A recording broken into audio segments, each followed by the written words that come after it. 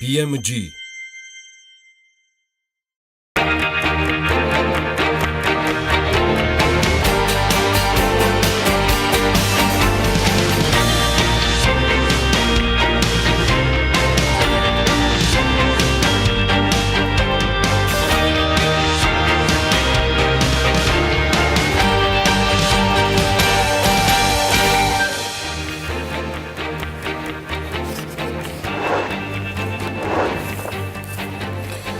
დილა მშვიდობის დღეს 29 მარტია მე გიორგი ისაკაძე ვარ ვიწყებ საქმიან დილას TV პირველზე ჩვენ გვაპატიეთ 3-4 წუთით დაგვიანება სელფებს ვიღებდით სტუდიაში და ვერ მოვასწარეთ შესაბამისად დროზე ადრე შემოსვლა თან ტექნიკა ისე გვიწყობს ხოლმე დილა ადრიანს სისხამდილას აქ ხავს რომ პერიოდულად შეიძლება ესე შევყონდეთ და იმედია მოგვიტევებ ჩვენი საქმიანი მაყურებელი რომელიც დილიდან ელოდება ინფორმაციებს ბიზნესსა და ეკონომიკაზე. ამასობაში სელფი თუ არ მიხსენებია ტყილა, სოფლიოს მოსახლეობა ყოველდღიურად მილიონზე მეტ სელფის იღებს. გავრცელებული სტატისტიკის მიხედვით 25700 არის იმ ეგო პორტრეტების რაოდენობა, რომელთაც საშუალო ასაკის ადამიანი თავისი სიცოცხლის 27375 დღის განმავლობაში იღებს. მოკლედ ინფოტრენდის წინასწარმეტყველების მიხედვით 2017 წელს გადაღებული ფოტოების რაოდენობა ტრილიონ 200 მილიარდს აღწევს, რაც წინა წელთან შედარებით 9%-იანი ზრდის მაჩვენებელი იქნება. აღსანიშნავია, რომ მათი 85% მობილური ტელეფონით იქმნება. მე გაცილებით მეტის მოყოლა შემიძლია, რადგან ამ პროექტის Forbes Junior-ის ძალიან დიდი გულშემატკივარი ვარ, თუმცა დანარჩენი Forbes-ის ვებზე შეგიძლიათ და უნდა წაიკითხოთ ნინი თურქიას არაჩვეულებრივ ბლოგში ეგო პორტრეტიზმი, ანუ რა სჭირს ჩვენს სამყაროს. თუ ჩვენ ეთერის დაწყებამდე გადაღებულ ჩვენი სელფი სტატისტიკას Instagram-ით შეავსებს, ეს უცნაურობა განსაკუთრებულ ამბებში აღარ ჩაიწერება. სელფი ჯერ თავად არ გადაუღია, თუმცა აი სხვების მიერ კადრში მოხვედრილმა ინდოელმა სპილომ, რომელიც პირიდან კვამლს უშვებს, აი, მართლა, კვამლს უშვებს, სოფლიოს ყურადღება მიიქცია.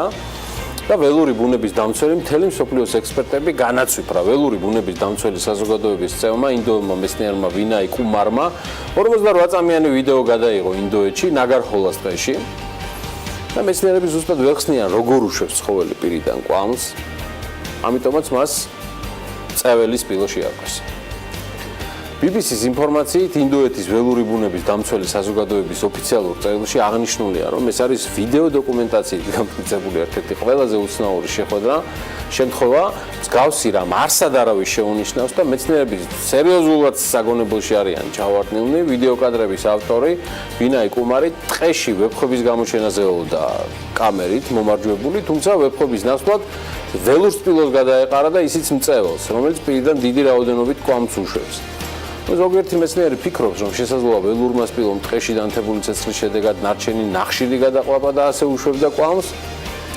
ეს მხოლოდ ვარაუდია და ზუსტი პასუხი როგორ უშვებს ბოლოს პირიდან ჯერჯერობით არ გვაქვს. სპილოებთან დაკავშირებით ჩანაწერი ნამდვილად არ გვაქვს, მაგრამ აი მაისიდან თამბაქოსა და ელექტრონული სიგარეტის მოწევა იზღუდება. ზუსტი ჩამონათვალისთვის თვალის გადავლება თუ კიდევ ერთხელ გსურთ BMG-ს ანუ ჩვენ ვებგვერდს მიაკითხეთ საქართველოს ამ შეზღუდვით ევროპის ათეულობით ქვეყანა შეუერთდება სადაც რესტორნებსა და მსგავს საზოგადოებრივი თავშეყრის ადგილებში თამბაქოს მოწევას გრძალავენ თუმცა ავსტრია სხვაგვარად მოიქცა გადაწყვიტა ამ შემთხვევაში პირიქით მოიქცეს ავსტრიის პარლამენტის წევრების გადაწყვეტილებით ქვეყნის ბარებსა და რესტორნებში თამბაქოს მოწევის აკრძალვასთან დაკავშირებით ზოგად აკრძალვას ადგილი აღარ ექნება მიუხედავად იმისა რომ პეტიციას 555,000 მხარდაჭერმა მოაწერა ხელი ქვეყნის წინა ხელისუფლებამ საზოგადოებრივი კვების ობიექტებში თამბაქოს მოწევის აკრძალვის კანონი მიიღო რომელიც მიმდინარე წლის მაისში შედის ძალაში თუმცა ახალმა მთავრობამ აღნიშნული კანონპროექტი გააუქმა იმის გათვალისწინებით რომ ბარებსა და რესტორნების მფლობელებს არჩევანის თავისუფლება უნდა ჰქონდეთ. მათ თავად უნდა გადაწყვიტონ, სჭირდებათ თუ არა მოწევისთვის განკუთვნილი დარბაზი, სადაც მოქალაქე ყავასთან ერთად სიგარის თუ საერთოდ არამწევრის სივრცე ურჩევია. მოკლედ გაუქმების შესახებ გადაწყვეტილება ავსტრიის სამედიცინო სფეროს წარმომადგენლები აღაშფოთა, რის შემდეგაც ავსტრიელმა ექიმებმა საზოგადოებრივი თავშეყრის ადგილებში თამბაქოს მოწევის აკრძალვის დაბრუნების მოთხოვნით ახალი პეტიცია შეიტანეს და მათ მიაჩნიათ, რომ აკრძალვის გაუქმება ჯანდაცვისთვის სრული კატასტროფაა. მართალია პეტიციამ ხელმომწერთა საჭირო რაოდენობა შეაგროვა, მაგრამ ახალი დეპუტატების უმრავლესობამ ექიმების პროტესტი უარყო. საქართველოში ასამოქმედებელი რეგულაციის მოწინააღმდეგეებმა არაფერი იფიქროთ დიდად. საკანონმდებლო ორგანოს შემადგენლობა არ შეცვლა და არც რაიმე წინაპირობა იმისთვის, რომ მიღებული გადაწყვეტილება შეიცვალოს. ასე რომ შევეგუოთ, გაეცანით იმ ჩამონათვალს, სადაც მოწევის უფლება ჯერ კიდევ გექნებათ და იქ ასე ვთქვათ, მიხედეთ საკუთარ თავს. ეხლა კი ნამდვილად შემომიერთდება უკვე ანა ლაპიაშვილი, რომელმაც პირველი 5 წუთით სწორედ self-ზე პირში გაატარა და იმედი მაქვს ყველაფერი გადაიღო კიდეც და იმედია ეს ჩვენი Instagram-ის გვერდზეც არის ატვირთული. ანა, დილა მშვიდობის. დილა მშვიდობის, გიორგი. ავსტრიის მაგალითის გაზიარებას ალბათ ვერ მოახერხებ და ეჭვი მაქვს, რომ ერთ ნორვეგიის პრაქტიკას გამოვიყენებ დიდად, კიდევ ბევრი წლის განმავლობაში და ამის მიზეზი არაერთი იქნება, თუმცა ალბათ ამ მაგალითის გამოყენება უფრო უკეთესი იქნებოდა, ვიდრე ვთქვათ ავსტრიის. ნორვეგიაში მოქალაქეებზე 131 მილიარდი გაიცა და ამ თანხების გაცემა ქვეყნის სუვერენული ფონდიდან მოხდა, რომელიც ჯერ კიდევ 1998 წლიდან არის შექმნილი და მისი დანიშნულება მომავალი თაობებისათვის სწორედ ფინანსების შეგროვება იყო. ნორვეგიის სუვერენული ფონდი მსოფლიოში ერთ-ერთი უდიდესია და 1 ტრილიონ ამერიკულ დოლარს უტოლდება.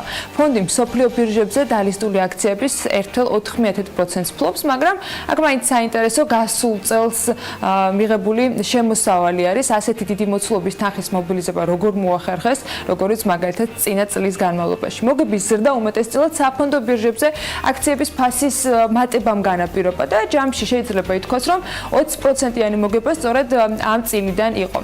ზრდა უმეტესად Microsoft-ის, Apple-ის და Tencent-ის აქციების ფასის მატებამ უზრუნველყო. აი სამაგეროდ დეველოპერული სექტორის ინვესტიციებიდან მოგება ყველაზე დაბალი აღმოჩნდა და მხოლოდ 7.9% შეადგინა ნორვეგიისათვის.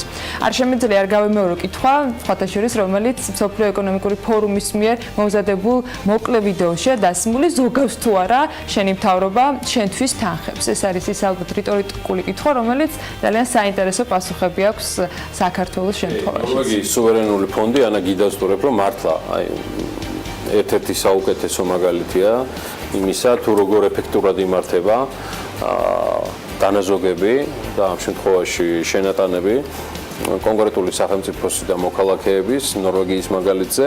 ეს ერთ-ერთი უმსხვილესი ფონდია, რომელიც არც მე მგონი თითქმის ყველაფერში რაღაცა წილი აქვს და შესაბამისად ესე ზრუნავენ ისინი საკუთარი მოქალაქეების შემოსავლებზე და დანაზოგზე. ამასობაში მსოფლიო ეკონომიკური ფორუმიც მე მგონი ეჭვი მაქვს მაგ კითხვას საქართველოს შესახებ დარწმუნებული ვარ, თავადაც უმარტივესად იპოვის და აი აგერ საპენსიო რეფორმის განხილვისას გაკეთებულ ყველა შეფასებას თუ კომენტარს თუ არ მოისმენენ, ეს მხოლოდ წაგვადგება.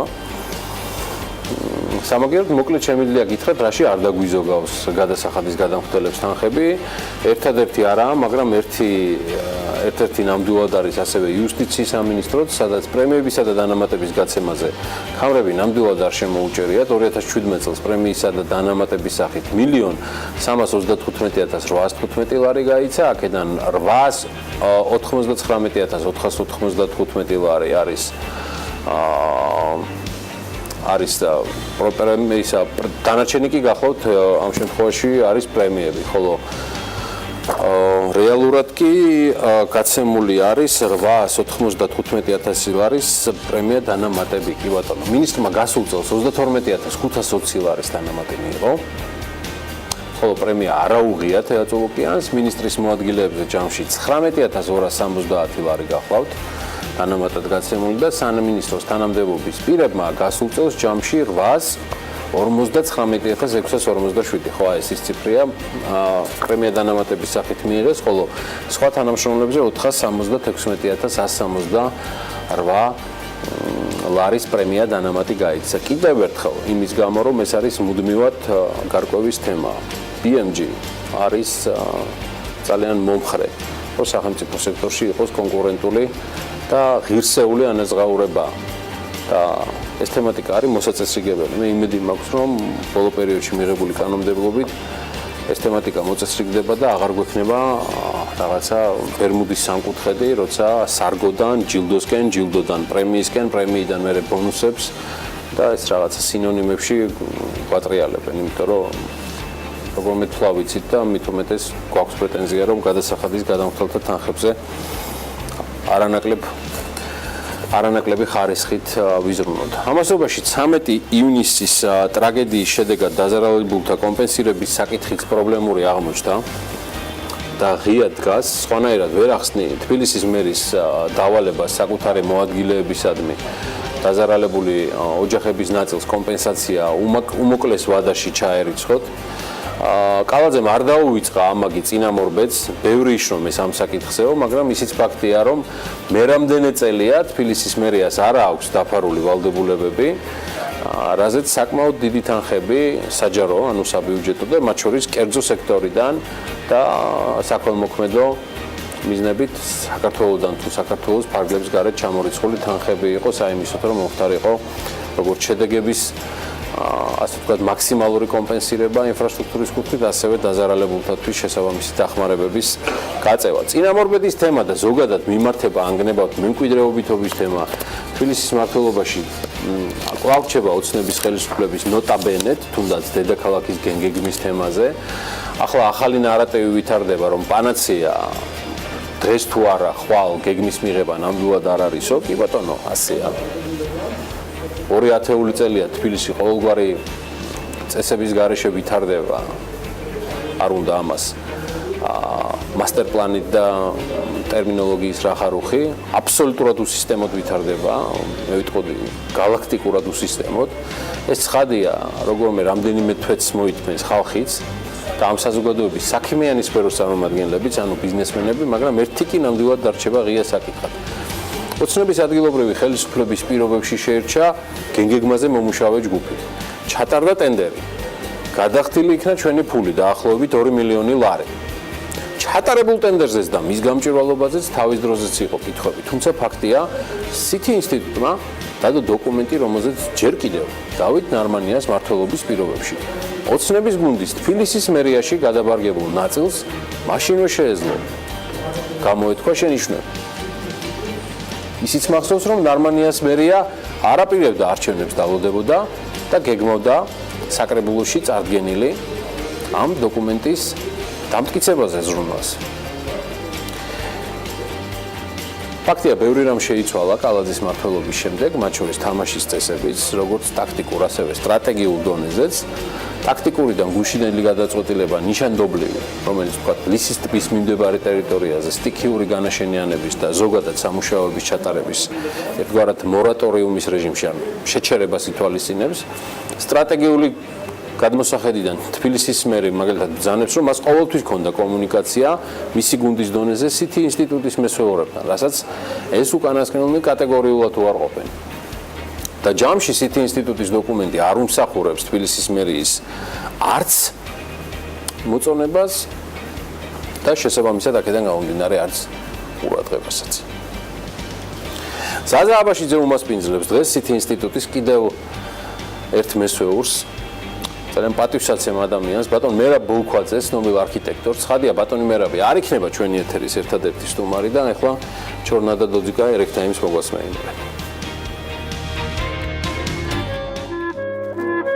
29 მარტს საქმიანად იწყებენ ირაკლი ცანკაშვილი, თათია ჩაფიჩაძე და ივა მინდაძე, ზაზა აბაშიძის სტუმარი მერაბ ბოლქვაძე, ნუგზარ ქსოვრელი, ლაშა პაპაშვილი და გიორგი აფხაზავა.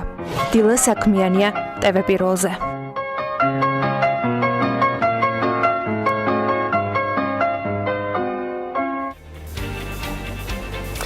ერთი ამბავიც მაქვს, ვიდრე გადავალთ ანასთან, 23 მარტს მონაკოში, მთლად სასტუმრო მერიდიანში, ვისაც გქონიათ ბედნიერება, რომ სწავლობდით მონაკოს, აუცილებლად გეცნობათ ეს ღირსშესანიშნავი ადგილი, ანუ სასტუმრო მერიდიანი. მოკლედ, ქართული ღვინისთვის უმნიშვნელოვანესი ღონისძიება ჩატარდა. ქართული ღვინის დაგემოვნების საშუალება ევროპის წამყვან სომელიებს მიეცათ. ღონისძიების ორგანიზატორი გახლდათ დომინიკ მილარი, რომელმაც ეს პრეზენტაცია და ქართული ღვინის დაჭაშნიკება ჩვენი ღვინის ეროვნულ სააგენტოსთან და ქართული ღვინის ერთ-ერთ იმპორტიორთან ილია კახოიძესთან ერთად დაორგანიზეს ილიას და გიორგი სამანიშვილის ღვინის სააგენტოს ჩართულობა იყო და თანადგომა მნიშვნელოვანი.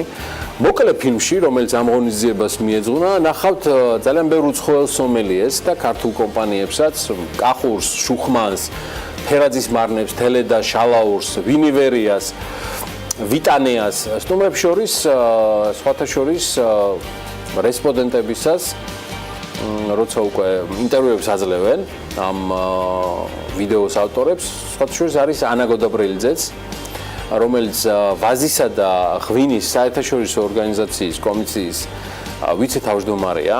მას ყოველ შემთხვევაში ჩვენ აი ამ თანამდებობით გავუშვით აქედან და მას ქართული ღვინის ღვინოს და ქართულ მეღვინეებს მინდა დიდი წარმატება უსურვო. მაშინ ასე ვიწყებთ. თბილისი ევროპის საფოსტო ორგანიზაციის პოსტ-ევროპის პლენარული სხდომის და ბიზნეს ფორუმის მასპინძელი იქნება. პარლამენტში წარდგენილი საკანონმდებლო ცვლილებათა პაკეტის მიხედვით სპორტულ, გამაჯანსაღებელ და სარეკრეაციო ტერიტორიებზე მშენებლობა შეიზღუდება. თბილისის სატრანსპორტო კომპანია, რომელმაც დედაქალაქში პარკირების სისტემის მუშაობა უნდა უზრუნველყოს, საჭირო აღჭურვილობასა და ინვენტარს გამარტივებული შეწყდით შეიწეს. ისი მოგენატრათ და ისიც აქ არის. ანა ლაპიაშვილი გააგრძელებს უკვე ეკონომიკაზე და ბიზნესზე სიახლეების თქვენთვის მოწოდებას. ანა, კიდევ ერთხელ მოგესალმები და დილა მშვიდობისა შენ და ჩვენ ყველაზე საქმიან მაყურებელს. დილა მშვიდობის, გიორგი, კიდევ ერთხელ მივესალმები, რა თქმა უნდა, მაყურებლებს. თბილისის მერია არ გვაკლებს ამბებს და ბიზნეს სიახლეების ამ ნაწილში დედაქალაქის ხელმძღვანელებისაგან გუშინ გაჟღერებული საინტერესო ინფორმაციები გვექნება და არა მხოლოდ მოკლედ ბიზნეს სიახლეებით ვართ პირდაპირ ეთერში.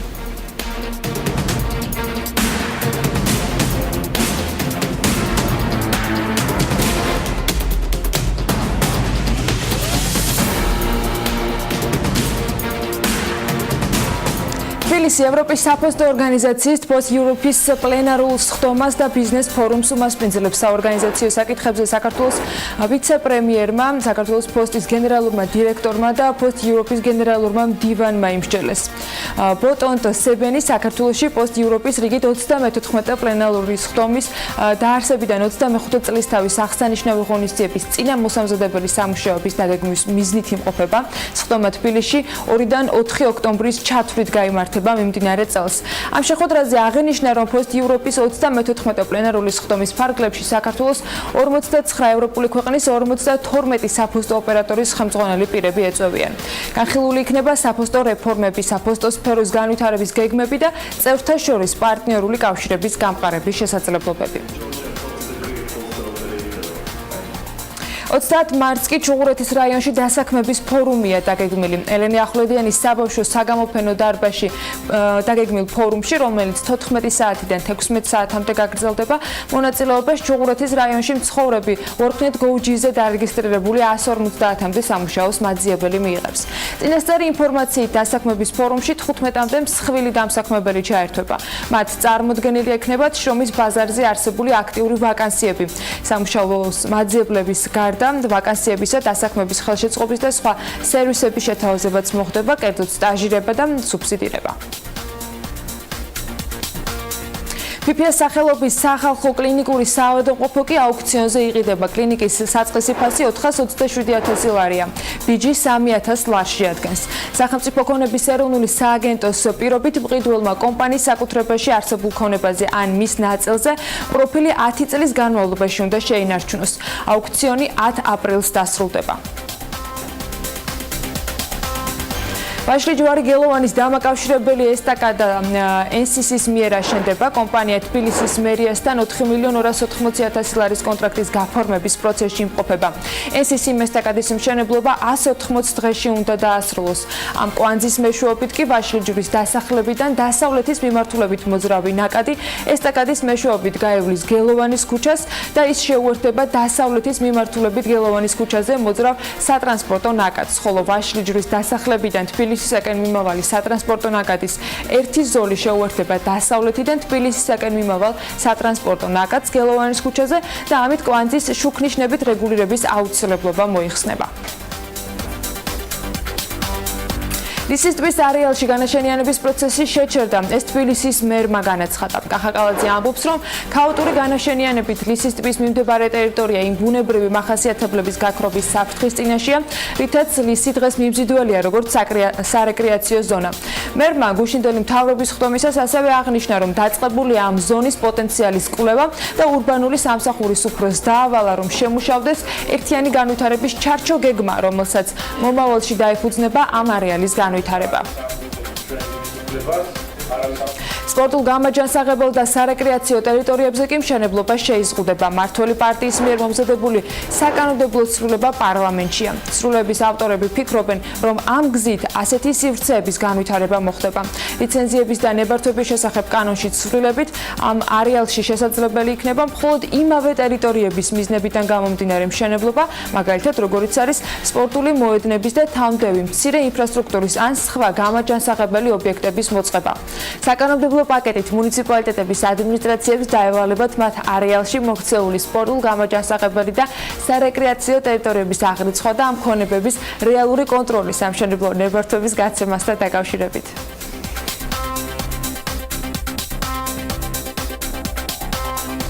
თბილისის სხვადასხვა ტერიტორიების გასამწვანებლად მერია მინდვრის ნეკერჩხლის და აღმოსავლურ ჭადარს ყიდულობს. სატენდერო პირობების თანახმად მიმწოდებელმა ნარგავების მოვლა პატრონობა უნდა იტვირთოს. ნერგების გახმობის ან დაზიანების შემთხვევაში კი ახლით ჩაანაცვლოს.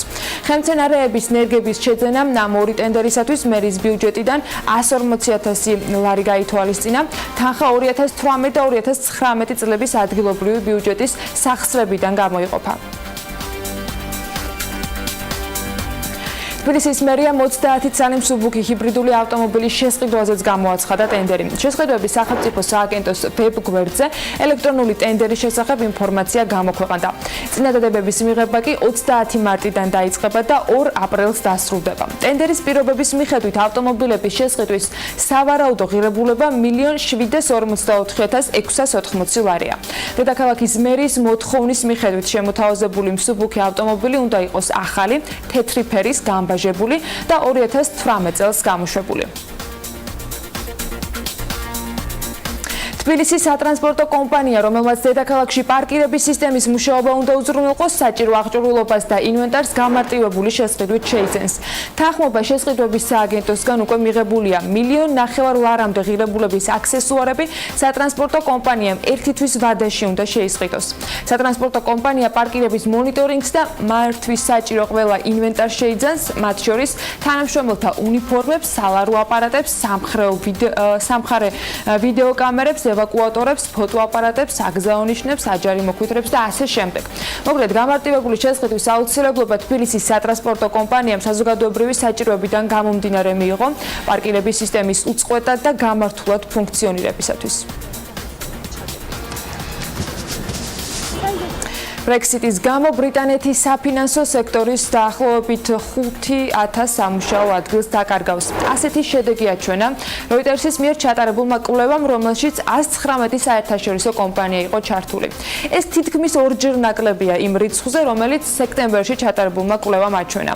იმავე კვლევის შედეგით სამუშაოების გადინება ძირითადად პარიზისა და ფრანკფურტის მიმართულებით მოხდება.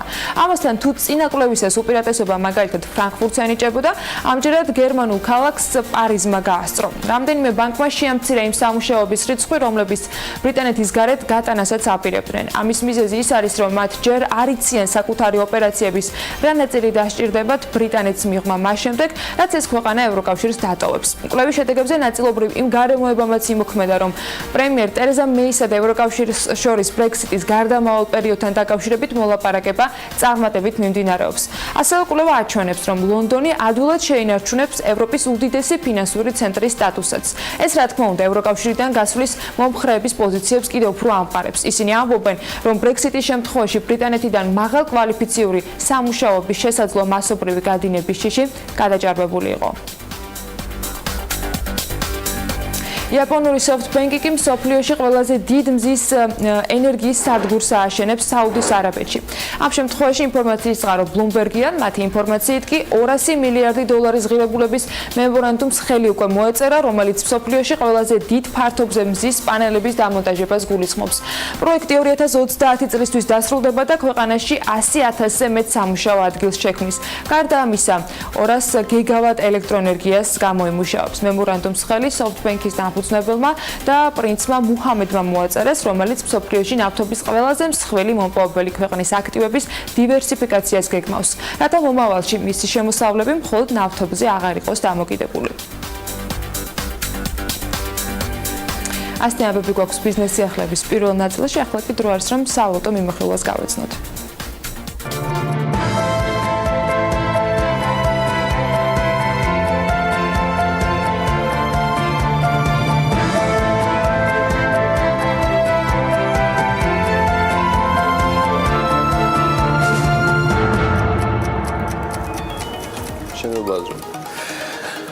დოლარი გამყარდა 2 ლარი და 42 თეთრის ფარგლებშია. ლართან მიმართებაში გაუფასურებულია ევრო, იგი ზუსტად 3 ლარი ღირს, ლირას ფასი 60 თეთრია. აქაც 1 თეთრიანი გაუფასურება აქვს და 3 ლარი და 53 თეთრი დაგჭირდებათ ფუნტ სტერლინგის შესაძენად. ამასობაში ჩვენი სავალუტო მიმოხილვისას რჩება კიდევ რამდენიმე საინტერესო თემა. BGO გრუპის გაყოფის ფარგლებში საქართველოს ბანკის აქციები ლონდონის საფონდო ბირჟაზე 21 მაისს, საქართველოს კაპიტალის კი 29 მაისს დაილისტება. აქციები London Stock Exchange-ზე პრემიუმ ლისტინგში იქნება წარმოდგენილი და ამ გზით BGO-დან უკვე 3 დამოუკიდებელი კომპანია დაილისტება ბირჟაზე. მოსალოდნელ თარიღებზე BGO გრუპში უკვე გავრცელდა ინფორმაცია ინვესტორებს შორის და დაიგზავნა შესაბამისი ინფორმაცია. გაყოფისთვის ინვესტორებისათვის პროსპექტიც გამოქვეყნებულია და განაცხადეს მათ, რომ პროცესის დასრულება ზუსტად 29 მაისს არის მოსალოდნელი. საქართველოს ბაზარზე მოქმედი უმსხვილესი საბანკო საინვესტიციო ჰოლდინგის გაყოფის შემდეგ BGO-ს აქციონერები ორი კომპანიის აქციებს მიიღებენ. ეს იქნება ცალკე აღებული საქართველოს ბანკის აქციები და ასევე საქართველოს კაპიტალის. და ამ საკითხებზე აქციონერები სწორედ შემდეგი თვის ბოლოს 30 აპრილს იმსჯელებენ. საქართველოს კაპიტალის გენერალური დირექტორის განცხადებით კი საქართველოს ბანკის კაპიტალიზაცია დაახლოებით 1,3 მილიარდით იქნება წარმოდგენილი. საქართველოს კაპიტალი კი 800 მილიონი და ამასთან საინვესტიციო კომპანიის 19.9%-იანი წილი საქართველოს ბანკში ხმის უფლების გარეშე იქნება კონტროლის სრული გამორიცხვის შესაძლებლობით. სხვა შორის არაფერი გვითხოვს და ამ სიახლეზეც მოკლედ გეტყვით იმის გათვალისწინებით, რომ ჯორჯია კაპიტალის აუდიტორია საქართველოს მოქალაქეებთან ერთად უცხოელი ინვესტორებიც არიან. კომპანიამ სიმბოლოდ ორივე აუდიტორიისთვის მარტივად აღსაქმელი ლოგოს შერჩევისას არჩევანი კოლხური თეთრის ტეტრადრაქმაზე შეაჩერა და განმარტება ამ საკითხზე მარკეტერთან საქართველოს ბანკის კრეატიულმა დირექტორმა ამგვარი გააკეთა. ქართველებისთვის საამაყო, ინვესტორებისთვის კიდევ უფრო კარგად უნდა გააცნოს საქართველოს, ჩვენი ქვეყნის ისტორია, კულტურა და შესაძლებლობები. შემდეგი თემა მიკროსაფინანსო ორგანიზაციებს ეხება, რომელთა მოგება თითქმის 3.5-ჯერ შემცირდა. გასულ წელს საქართველოში მოქმედმა მიკროსაფინანსო ორგანიზაციებმა 44.5 მილიონი ლარის წმინდა მოგება მიიღეს, რაც თითქმის 3.5-ჯერ ნაკლებია 2016 წლის მაჩვენებელზე. 2016 წელს მისოების წმინდა მოგება 151 მილიონ 800.000 ლარს შეადგენდა. ანა, მე მგონი ძალიან დრამატული კლება არის, რა სიტყვი. აქ რამდენიმე ფაქტორია გერგ გასათვალისწინებელი, რამდენად გამჭრივალეები იყვნენ წინა შემთხვევებში, წინა წლების განმავლობაში მიკროსაფინანსოები, რამდენად ჰქონდათ ვალდებულება სრული ინფორმაცია გამოქვეყნებინა და რეალურად რამდენად იმოქმედა იმ დამატებითმა რეგულაციებმა, რომელიც ეროვნული ბანკისგან უკვე მათაც ეხებათ. მიკროსაფინანსო ორგანიზაციების წმინდა მოგება გასულ წელს ბოლო 6 წლის განმავლობაში ყველაზე დაბალი იყო შედარებისთვის. 2015 წელს სექტორის წმინდა მოგება იყო 124 მილიონ 200.000 ლარი, 2014 2014-ში 79 მილიონ 800.000, 2013-ში 61 მილიონ 900.000 და 2012-ში 49 მილიონ 300.000. 2017 წლის ბოლოს კი საქართველოში 75 მიკროსაფინანსო ორგანიზაცია ოპერირებდა. დასაქმებულთა რაოდენობით კრისტალი ლიდერია. კომპანიას 896 თანამშრომელი ყავს. მას მოსდევს რიკო ექსპრესი 342 თანამშრომლით, სხვაობას პირველ და მეორე ადგილოსნებს შორის თავადაც კარგად შეამჩნევთ და კრედიტ სერვისი პლუსი უпростоრად 335 თანამშრომლით არის ბაზარზე წარმოდგენილი. ყველაზე მეტი სერვის ცენტრი და ფილიალი კრისტალს აქვს და მათი რაოდენობა 58-ია. მიკროსაფინანსო ორგანიზაციებმა კი გასულ წელს 794,491 სესხი გასცეს ჯამში. ყველაზე დიდი წილი მაინც სამხმარებლო სესხებს უკავია 592,000-ზე, თითქმის 593,000 და მას შემდეგ უკვე მოსდევს ვაჭრობისა და მომსახურების სფეროში გაცემული სესხები. ნახეთ რომ ხოლმე სხვაობა სულ რაღაც 70,508. სოფლის მეურნეობის და მეტყევეობის მიმართულებით სულ 40,000-მდე სესხი გაიცა. მიკროსაფინანსო ორგანიზაციების მიერ გაცემულმა სესხებმა ჯამში გასულ წელს $1.136 მილიონი, თითქმის 127 მილიონი ლარი შეადგინა და აქედან ყველაზე დიდი წილი კვლავ სამხმარებლო სესხებზე მოდის. ჯამში ეს $9 მილიარდ აჭარბებს 671 მილიონ ლარზეა საუბარი. და ამინდის პროგნოზი მოვისმინოთ დანასგან, როგორი ამინდი გველის დღეს მიუხედავად წვიმიანი თბილისისა. ამინდის პროგნოზის სპონსორია SEU Development. მიუხედავად და შეგვიძლია ვთქვათ გათვალისწინებითაც, რადგან თითქმის მთელი საქართველოს მასშტაბით დღეს წვიმაა მოსალოდნელი. გარემოს ეროვნული სააგენტო კი უფრო დეტალურად გვატყობინებს, რომ ამინდი განპირობებული იქნება ამიერკავკასიის ჩრდილო-აღმოსავლეთიდან მოქმედი შედარებით ცივი ჰაერის მასების და სამხრეთ რაიონებიდან შემომავალი თბილი და ნოტიო ჰაერის მასების ურთიერთქმედებით. მოსალოდნელია დრო გამოშვებით ღრუბლიანობის მომატება. უმეტეს რაიონებში იწვიმებს, როგორც გითხარით, ზოგან ელჭექიც იქნება, ჩრდილო მაღალმთაში მოთოვს, ზოგან ძლიერადაც. საქართველოში იქროლებს აღმოსავლეთის მიმართულების ქარი, ზემო იმერეთსა და კოლხეთის დაბლობზე კი ძლიერადაც. დღის მეორე ნახევრიდან სანაპირო რაიონებში გაძლიერდება ქარი სამხრეთ-დასავლეთის მიმართულებით. სოხუმში 22 გრადუსი იქნება, ბათუმში 24, ქობულეთში 23 და როგორც გითხარით, ყველგან წვიმს. ასევე წვიმა მოსალოდნელი ფოთში, სადაც 21 გრადუსი დაფიქსირდება და ანალოგიური იქნება დღის განმავლობაში მაქსიმალური ტემპერატურა ქუთაისშიც. ზუგდიდში წიწვიმებს და 22 გრადუსი იქნება, ისევე როგორც ოზურგეთში, ონში 16, გორშიც 16 და ცხინვალში 15 გრადუსი იქნება მაქსიმალური ტემპერატურა. აქაც ყველგან წვიმს. მარნეულში წიწვიმებს და 16 გრადუსია მოსალოდნელი, ისევე როგორც რუსთავში, ახალციხეში 22 გრადუსამდე გათბება ჰაერი, ბორჯომში 21 გრადუსი იქნება, ბაკურიანში 16, ახალქალაქში 13 და სტეფანწმინდაში 7. თელავში 16 გრადუსს მიაღწევს ტემპერატურა, რაც შეეხება თბილისს, დრო გამოშვებით ღრუბლიანობა მოიმატებს, ახლაც წვიმს და იწვიმებს დღის განმავლობაში კიდევ რამდენიმე საათი, იქროლებს სამხრეთ-აღმოსავლეთის მიმართულების ქარი და მაქსიმალური ტემპერატურა 16 გრადუსი დაფიქსირდება. მადლობა ანა, გავდივართ რეკლამაზე და სულ რამდენიმე წუთში უკვე გიბრუნდებით ჩვენ სტუმრებთან ერთად. მე მგონი წარსადგენი არც არავინ არ არის, თუ ჩათვლიან საჭიროდ ჩვენი საეთეროს არწივები, რომელსაც კატორღული შრომა უწევთ, რომ ეს ყველაფერი გამართულად გაუშვან ეთერში. კიდევ ერთხელ შემოგთავაზებენ Break Times და საქმიანი დილის ანონს და შემდგომ უკვე შეგვიძლია დავტკბეთ რეკლამით, რადგან ეს ყველაფერი წარმოუდგენელია. TV პირველზე ხდებოდეს შემოსავლების გარეშე. ანა არიშლის სელფს და $1.157 მილიონი სელფი გადაიღო ზუსტად ეხლა. დანარჩენი კიდევ ერთხელ ვამბობ, ნახეთ და წაიკითხეთ Forbes-ის ვებზე ნინი თურქიას, ანუ Forbes Junior-ის მორიგი ძალიან მაგარი სტატია. ხოჩურის წინ კიდევ ძალიან ბევრი საინტერესო სტატიები გელით Forbes-ში. სულ მალე იქნებით, თუმცა მანამდე ვატყობ, რომ Break Time-იც მზად არის.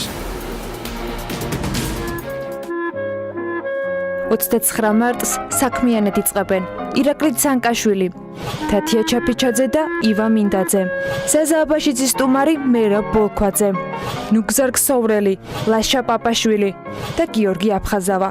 დილა საქმიანია TV პირველზე.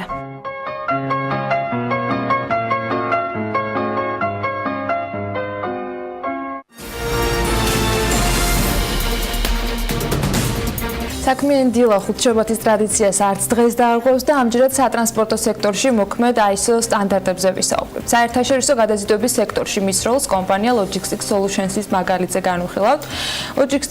Logistics Solutions-ი ამჯერად მკაცრად განსაზღვრული საერთაშორისო სტანდარტების შესაბამისად მუშაობს და შედეგით შესაბამისია. დღეს კომპანია პოზიციონირებს როგორც ადგილობრივ ისე საერთაშორისო ბაზრებზე და ერთ-ერთი ძლიერი ბიზნეს პარტნიორი საპროექტო ლოჯისტიკის მიმართულებით არის.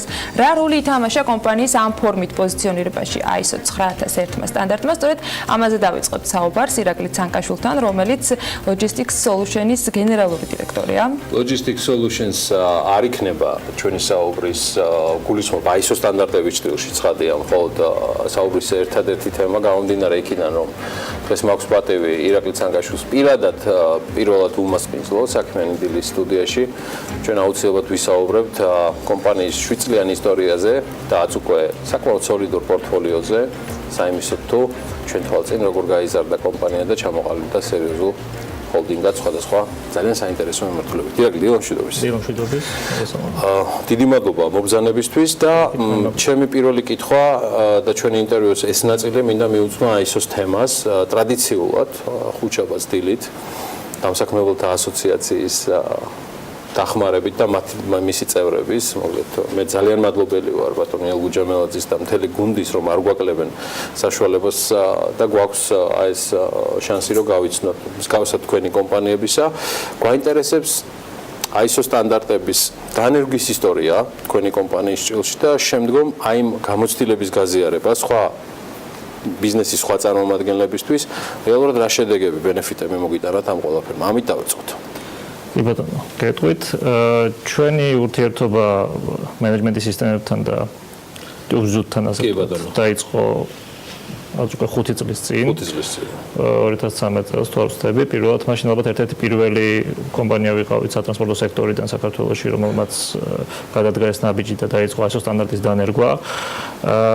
მიზანი ამის იყო ის, რომ კომპანიას თავიდანვე ჰქონდა აღებული გეზი იქეთკენ, რომ ყოფილიყო ევროპული და დასავლური მენეჯმენტით აწყობილი სტრუქტურა, რომელიც აღიარებული იქნებოდა არა მხოლოდ როგორც ადგილობრივ ბაზარზე, ასევე საერთაშორისო ბაზარზე და მოგეხსენებათ ალბათ იმისთვის, რომ საერთაშორისო ბაზარზე იქნა აღიარებული ერთ-ერთი ძალიან მნიშვნელოვანი კომპონენტი არის სწორი მენეჯმენტი, სწორი მენეჯმენტის სისტემა და ISO სტანდარტის არსებობა კომპანიაში. თუმცა 2013 წელს ირაკლი შემისწორეთ თუ მეშლება თქვენ შეტარებით უკვე მაინც ახალი კომპანია ხართ დაახლოებით ალბათ 2 მაქსიმუმ 3 წლის დაფუძნებული. კი ბატონო 2011 წელს დაფუძნდა Logistics Solutions. Logistics Solutions რომელიც ფაქტობრივად 2 წლის დაფუძნებულია თქვენ უკვე მიეცით სარისკო ნაბიჯი ასე სარისკოც ხარჯიანიც კი ბატონო არის EPC ამონება თუმცა ალბათ ის ხარჯი რასაც წევ ამ სტანდარტის დასანერგად თავის თავს ასე ვთქვათ სრულად ანაზღაურებს და სრული რომელი ქვეყნების ბაზრები გაიხსნა თქვენთვის სად დაგიშვეს ასე ვთქვათ პირველ რიგში როცა ამ სტანდარტის შესაბამისობა დაადასტურეთ რომ შეგეძლოთ უკვე ოპერირება პირველი ასე ვთქვათ დიდი წარმატება ალბათ იყო ის რომ ჩვენი კომპანია გახდა გერმანული Siemens-ის რომელიც არის ერთ-ერთი ყველაზე რთული კომპანია იმისთვის რომ მოხვდე მათ ვენდორებში გახდა მათი ოფიციალური ვენდორი საქართველოსთან და მე მგონი დღემდე არის საქართველოში ერთადერთი ჩვენი კომპანია ვისაც აქვს უფლება პირდაპირ იმუშაოს Siemens-თან გააფორმოს მასთან პირდაპირ კონტრაქტები ლაპარაკი არის ლოჯისტიკაზე ძირითადად საპროექტო ლოჯისტიკაზე საპროექტო ლოჯისტიკას შორის თვითმეტყვი აუხსნი ასე ვთქვათ ეს არის მძიმე არაგაბარიტული არასტანდარტული დიდი დანადგარების საკმაოდ ძვირად ღირებული ინვენტარის ლოჯისტიკა, რომელიც არის ერთ-ერთი ალბათ ყველაზე ურთულესი სფერო და საკუთარი მოთხოვნები აქვს ძალიან სერიოზული მოთხოვნები აქვს ყველაფერი დამოკიდებული არის ძალიან ბევრ ფაქტორზე ყოველ მილიმეტრს და ყოველ მილიმეტრის მიასწრეთ სრული ამის მნიშვნელობით ძალიან დიდი მნიშვნელობა აქვს სწორ დაგეგმარებას, სწორ მენეჯმენტს. ყველაზე რთული პროექტი შეგიძლიათ თქვათ რომ ეს იყო? ყველაზე რთული პროექტი და ყველაზე ალბათ მსხვილი პროექტი რაც კი საქართველოში ბოლო წლებში განხორციელებულა და განხორციელა ჩვენი კომპანიის მიერ იყო გორის ქარის ელექტროსადგურის ქარის ტურბინების ლოჯისტიკა და მე შეგვიძლია თელია ეს არაჩვეულებრივი კადრები, ვიდრე ფოტოსპორტი მოსული საბოლოო არის ეს იყო მეორე, ასე ვთქვათ, ასევე ერთ-ერთი მორიგი მსხვილი წარმატება ჩვენი კომპანიის, როდესაც ჩვენ გავხდით კომპანია Vestas Wind Systems-ის პირდაპირ კონტრაქტორები, რაც შუამოვლის გარეშე. ყოველგვარი შუამოვლების გარეშე, ზოგადად კომპანიის პოლიტიკა არის, რომ ემუშაოს პირდაპირ კლიენტებთან, იმიტომ რომ წლების განმავლობაში დაამტკიცა, რომ ქართული ამის შეძლებობას იძლევა. კი, აქვს ამისი შნო და გამოცდილება და ასევე გავხდით Vestas-ის პირდაპირ კონტრაქტორები, რომელიც ასევე ძალიან რთული კომპანია არის, იმის თუ გაიარო მათი compliance, legal compliance, ასე ვთქვათ, quality management სისტემა და ხო თორე თვე გავდიოდით ალბათ ამ პროცედურას, მანამ სანამ მივიღეთ საბოლოო ეპრუვალი. ირაკლი, მინდა მეტი ვიცოდე მიღმა ISO-ში თვითონ TED გრუპის შესახებ, იმიტომ რომ მე თვითონ მე რო რაღაცას გავიგებ ის რაც არ ვიცოდი ბიზნესთან დაკავშირებით ეს სასიამოვნოდ აღმოფრთოვანებ შეიძლება მთლად კარგად არ ჩანონ ახლა ჩვენი მაყურებლისთვის ამ სიტუაციაში ჩემი ამპლუადან გამომდინარე მაგრამ რეალობა არის ის რომ 7 წლის წინ თქვენს და პარტნიორების მიერ დაფუძნებული Logistic Solutions დღეს უკვე დიდი ჯგუფის და ჰოლდინგის ნაწილია ჩემს მიერ ვიტყვი თქვენს მიერ კარგი თქვენს მიერ აი ესეც არ ვიცოდი თქვენს მიერ ირაკლის მიერ იყო თავად ეს ყველაფერი დაფუძნებული და დღეს რა ეტაპზე ვართ და დღეს ეს ჯგუფი რას წარმოადგენს? დღეს TED გრუპში რომელიც იშიფრება როგორც Transport Energy Trade თუმცა ალბათ ცოტა ხანში უბრალოდ TED დარჩება იმიტომ რომ იმდენად მრავალფეროვნად ვითარდებით და ბევრი ახალი იდეებია რომ ალბათ გავცდებით მხოლოდ Transport Energy და Trades შედის 5 კომპანია. ეს არის Logistic Solutions, რომელსაც ვისაუბრეთ. არის კომპანია LS Heavy Lift. განსხვავება ორივე არის სატრანსპორტო სექტორის წარმომადგენელი. პროფილი ერთი აქვს, ძირითადი პროფილი ერთია. უბრალოდ განსხვავება არის ის, რომ Logistic Solutions არის forwarder, ანუ ექსპედიტორი, non-asset, ანუ აქტივებს არ ფლობს, აკეთებს freight management-ს და LS Heavy Lift არის უკვე გადამზიდავი, რომელიც ფლობს საკმაოდ სერიოზულ ავტოპარკს და მე ვიტყვი დღეს საქართველოსთვის ალბათ უნიკალურ ავტოპარკს სპეცტექნიკის, რომელსაც შეუძლია 1000 ტონამდე ტვირთების გადაზიდვა ერთიანი ტვირთის, რომელიც იქნება დაახლოებით 1000 ტონა. და ეს არ არის სრულ, რაც შედის TED გრუპში კიდევ. TED გრუპში შედის კიდევ კომპანია Geohydro, რომელიც დაკავებული არის ჰიდროენერგეტიკის სფეროში. კერძოდ არის ორი საერთაშორისო ბრენდის წარმომადგენელი საქართველოში. ერთი არის BFL Hydro, ყოფილი GE-ის შვილობილი კომპანია, ჰიდროტურბინების წარმოებელი. და მეორე არის კომპანია Subori, ამიანტი ჯგუფი, მსოფლიოში ერთ-ერთი ყველაზე მსხვილი მილების წარმოებელი კომპანია. General Electric-ი იგულისხმეთ, GE-ში General Electric-ის იგულისხმე, კი ბატონო. მათი ექსკლუზიური წარმომადგენელი საქართველოში, შესაბამისად ახდენს ტურბინა გენერატორების და მილსადენების მიწოდებას მცირე და საშუალო ჰესებისთვის და ასევე უკვე დავიწყეთ ჩვენთან, ასე ვთქვათ, აქამდე იყო მარტო supervision მონტაჟი. ეხლა უკვე ნელ-ნელა ვიწყებთ ჩვენი საკუთარი ძალებით ამ ყველაფრის. Ice Project Development-ის არსებობა holding-ში ნიშნავს თუ არა რომ საპროექტო მიმართულებაც არის? სწორედ გავიგე. კი ბატონო, IC Project Development არის Industrial Construction Engineering-ი. Okay.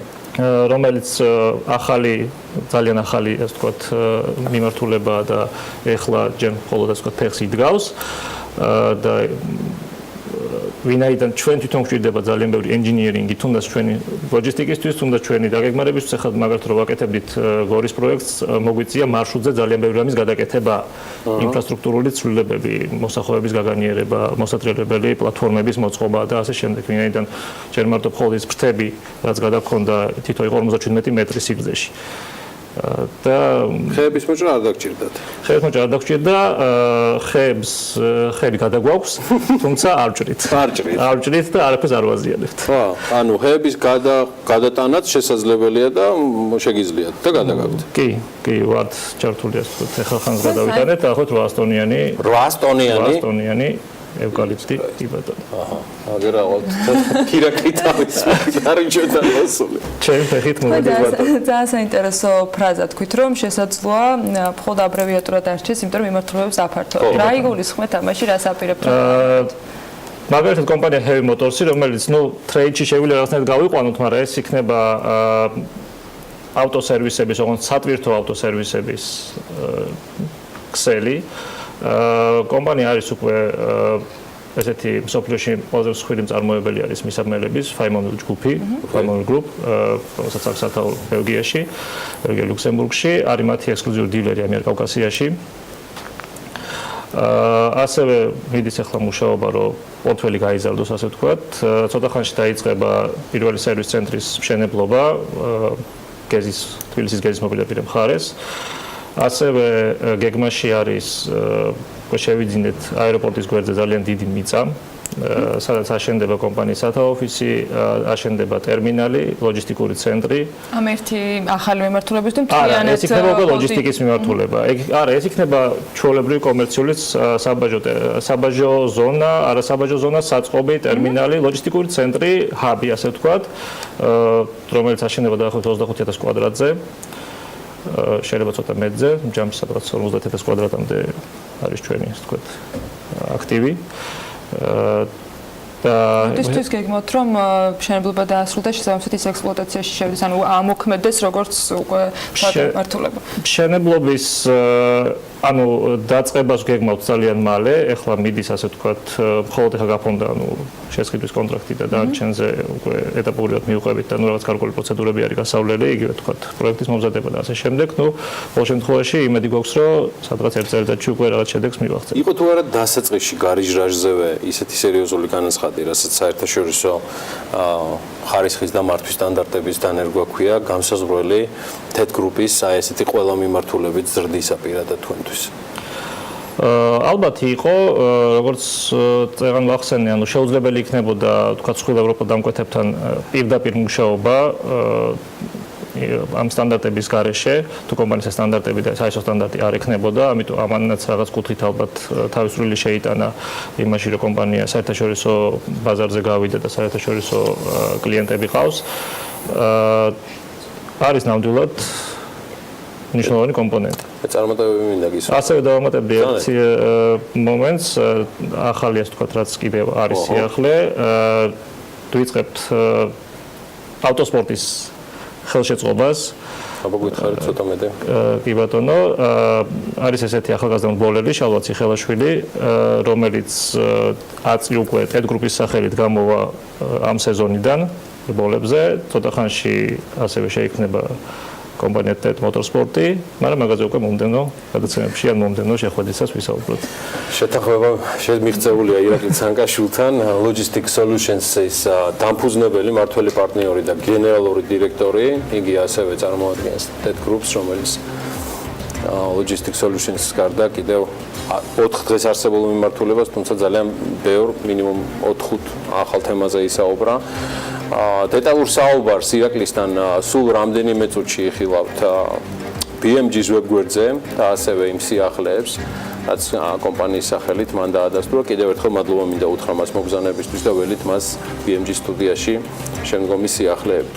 გავიდეთ რეკლამაზე, ჩვენ გავაცილებთ სტუმარს და სულ გიბრუნდებით უკვე ბიზნესის და ეკონომიკის სიახლეებით.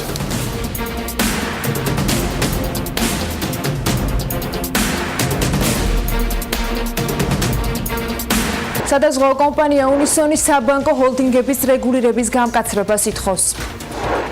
ქუთაისის თავისუფალ ინდუსტრიულ ზონაში ფრანგული კომპანია ატლანტიკ ჯგუფის ელექტროგამაცხელებლების ქარხანა გაიხსნა. თბილისში ამიერკავკასიაში კრიპტოვალუტების პირველი ტერმინალი განთავსდა. ბიზნეს სიახლეების მეორე ნაწილით განვაგრძობთ საქმიან დილას, სადაზღვაო კომპანია უნისონი საბანკო ჰოლდინგების რეგულირების გამკაცრებას ითხოვს. კომპანიის ხელმძღვანელი ვასილ ახრახაძე BMG-სთან ამბობს, რომ მიუხედავად საბანკო ჰოლდინგების რეგულირებისა, ბანკებს ამ დრომდე აქვთ საშუალება ინვესტიცია საფინანსო სექტორში, მათ შორის სადაზღვაო კომპანიებში ჩადონ. ვასილ ახრახაძე მიიჩნევს, რომ ეს არასამართლიან და არაკონკურენტულ პირობებს აყენებს სადაზღვაო კომპანიებისათვის, რომელთა უკანაც ბანკი არ დგას. უნისონში აღნიშნავთ, რომ სწორედ ის სადაზღვაო კომპანიები ახერხებენ განვითარებასა და მეტ მოგებაზე გასვლას, რომლებსაც ამაში ბანკები ეხმარებიან. ამასთან, როგორც სადაზღვაო კომპანიაში ამბობენ, შესაბამის საკანონმდებლო პაკეტს ამზადებენ, რომელსაც ჯერ სადაზღვაო კომპანიების ასოციაციაში წარადგენენ, შემდეგ კი უკვე პარლამენტში. გადაწყვიტა შეიძინოს დაუშვათ ბინა მაგალითად უძრავი ხმება ან ავტოსესხი მიიღოს, ის როგორც კი აფორმებს საკრედიტო ხელშეკრულებას, პარალელურად ხდება ბანკის ჰოლდინგში შემავალი სადაზღვევო კომპანიის სერვისის შეთავაზება სავალდებულო წესით და ბანკებს ესე წოდებული კოვენანტები, ანუ დათხრები აქვს საკრედიტო ხელშეკრულებას ჩადებული, რომ იმ შემთხვევაში თუ ისინი არ მოახდენენ მათ სასურველ მზრუნველთან ხელშეკრულების გაფორმებას, ბანკს უფლება აქვს გადახედოს საკრედიტო ხელშეკრულებას მომხმარებელთან. შესაბამისად, მომხმარებელი ხდება უფლება-წართმეული ამ შემთხვევაში, ის იძულებულია, რომ სესხის აღების მიზნით დააზღვიოს იმ სადაზღვევო კომპანიაში, სადაც ბანკი მიუთითებს მას. ჯამურად ალბათ შემოსავლების მხოლოდ 14%-ია ბანკიდან მოზიდული. ანუ დანარჩენი არის არასაბანკო პროდუქტებიდან მოზიდული პრემიები. ანუ ეს იმას ნიშნავს, რომ ჩვენი სტრატეგიაც არის, რომ წილი ბანკიდან მოზიდული პრემიის უფრო და უფრო შემცირდეს, იმიტომ რომ ის კომპანიები, რომლებიც ბანკზე არიან დამოკიდებული, რა თქმა უნდა, არ არიან დამოუკიდებელი კომპანიები. ამიტომ აუცილებელია, რომ რა თქმა უნდა ეს წილი შემცირდეს და ჩვენ 2018 წელს უკვე ჩვენი დედა კომპანიის მიერ გაცხადებულია, რომ ხდება გამოყოფა მთლიანად და 2017-18 წლიდან ფაქტიურად ალბაგი აღარ იქნება ბანკის ჯგუფში შემავალი კომპანია. სადაზღვევო პროდუქტების გაყიდვა. განსაკუთრებით ქვეყანაში, სადაც ამის ტრადიცია და კულტურა არ არსებობს, არის ძალიან რთული საქმე. და რასაკვირველია, ბანკები არის ერთ-ერთი საშუალება სადაზღვევო პროდუქტების გაყიდვის. და ბუნებრივია კომპანიებს, ვისაც აქვთ განსაკუთრებით კარგი ბიზნეს ურთიერთობა ბანკებთან, არა აუცილებლად აფილირება. ისინი ამ ნაწილში კარგად არიან. მაგრამ ეს ბუნებრივი და სწორია. მთელი სადაზღვევო სივრცის წმინდა მოგების დაახლოებით 80% ერთ კომპანიაზე მოდიოდა. ამ თემასთან დაკავშირებით კი სადაზღვევო ბაზარზე ერთიანი დამოკიდებულებაა. ბაზრის ლიდერი არდაგე აცხადებს, რომ ეს არაჯანსაღი მდგომარეობა, თუმცა ამ ფაქტორის სახსნა სხვადასხვა კომპანიას სხვადასხვაგვარი აქვს. მაგალითად, სადაზღვევო კომპანია უნისონში აღნიშნავენ, რომ ამის მიზეზი მარტივია. ყველაზე მომგებიანი და სწრაფად განვითარებადი სადაზღვევო კომპანიების უკან ბანკები დგანან. შედეგად მათთვის კლიენტების მოზიდვა გაცილებით მარტივი ხდება. სადაზღვევო კომპანია ალდაკში თავის მხრივ ამბობენ, რომ მათ შემოსავალში ბანკის მიერ მოზიდული პრემიები 14%-ს არ აღემატება. ამიტომ მათი მომგებიანობა ბანკების გავლენით არ არის პროვოცირებული. სადაზღვევო კომპანიების ასოციაციაში კი აღნიშნავენ, რომ ალდაგის მომგებიანობას ძირითადად ის განაპირობებს, რომ კომპანია ჯანმრთელობის დაზღვევას არ ყიდის, რაც ყველაზე მაღალ ზარალიანია. მოხდეს გარკვეული, ასე ვთქვათ, გარკვეული რეგულაციების დაწესება. ასევე ვფიქრობთ, რომ ეროვნული ბანკის შესახებ კანონის მეათე მუხლი, რომელიც არანაირად არ ზღუდავს საფინანსო სექტორში პირდაპირ ინვესტიციების განხორციელებას, მათ შორის სადაზღვევო კომპანიებში, აქაც გარკვეული რეგულაციები არის დასაწესებელი, იმიტომ რომ დღეს ჩვენ ფაქტიურად გვაიგივებენ საბანკო სექტორთან, სადაზღვევო ინდუსტრიას, იმიტომ რომ ჩვენ საფინანსო სექტორს წარმოადგენთ, მაშინ, როდესაც ბანკების მოგება 700 მილიონს აჭარბებს, 700 მილიონზე მეტი არის, ხოლო სადაზღვევო ინდუსტრიის მოგება 20 მილიონს არ აჭარბებს. ვიჟელებ განგეობაზე ერთ-ერთმა კომპანიამ დააყენა ეს საკითხი და ვერ ნახა ამ საკითხმა მხარდაჭერა, სწორედ იმის გამო, რომ არ ვთვლით, რომ ამის სუბსტანცია აქვს. ამაში მიიღო მონაწილეობა უმეტესი კომპანიები, ვინც ამაში ღებულობდნენ მონაწილეობას, არანაირი კავშირი ბანკთან არ აქვს. არ იფიქროთ ისე, რომ რაღაც ბანკის აფილირებული კომპანიების ის იყო. ეს არის ჯერ ერთი მხარე. მეორე მხარე არის, რომ ფორმალურად, რასაც შენ შეგიძლია, რომ შეზღუდო ან რაღაც. ეს ჯგუფები უკვე სრულიად სხვანაირად არის სტრუქტურირებული და ფაქტიურად ესეთი პირდაპირი ბანკის კომპანია არ არის, ამიტომ ეს არ არის შედეგზე ორიენტირებული გზა. ქუთაისის თავისუფალ ინდუსტრიულ ზონაში ფრანგული კომპანია ატლანტიკ ჯგუფის ევროპული სტანდარტების ელექტროგამაცხელებლების ქარხანა გაიხსნა. როგორც კომპანიაში განმარტავენ, საწარმო დღეში 500-მდე ელექტროგამაცხელებელს აწარმოებს და ის კვირაში ორჯერ ექსპორტზე გადის. მათ შორის საქართველოს მეზობელ ქვეყნებში. ფრანგული კომპანია ატლანტიკ ჯგუფი ერთ-ერთი წამყვანი კომპანია დასავლეთ ევროპაში და მსოფლიოს სხვადასხვა ქვეყანაში 22 ქარხანას ფლობს. რაც შეეხება ქუთაისის თავისუფალ ინდუსტრიულ ზონას, ის რამდენიმე წლის წინ არის შექმნილი. დღევანდელი მდგომარეობით კი თავისუფალ ინდუსტრიულ ზონაში სხვადასხვა სახის საექსპორტო პროდუქციის, მათ შორის ტექსტილის, სახურავების, ნათურების, ზეთების, საყოფაცხოვრების ტექნიკის წარმოება ხდება. ამ დროისათვის მიმდინარეობს მაკარონის ქარხნის მშენებლობაც, რომელიც მალე დასრულდება.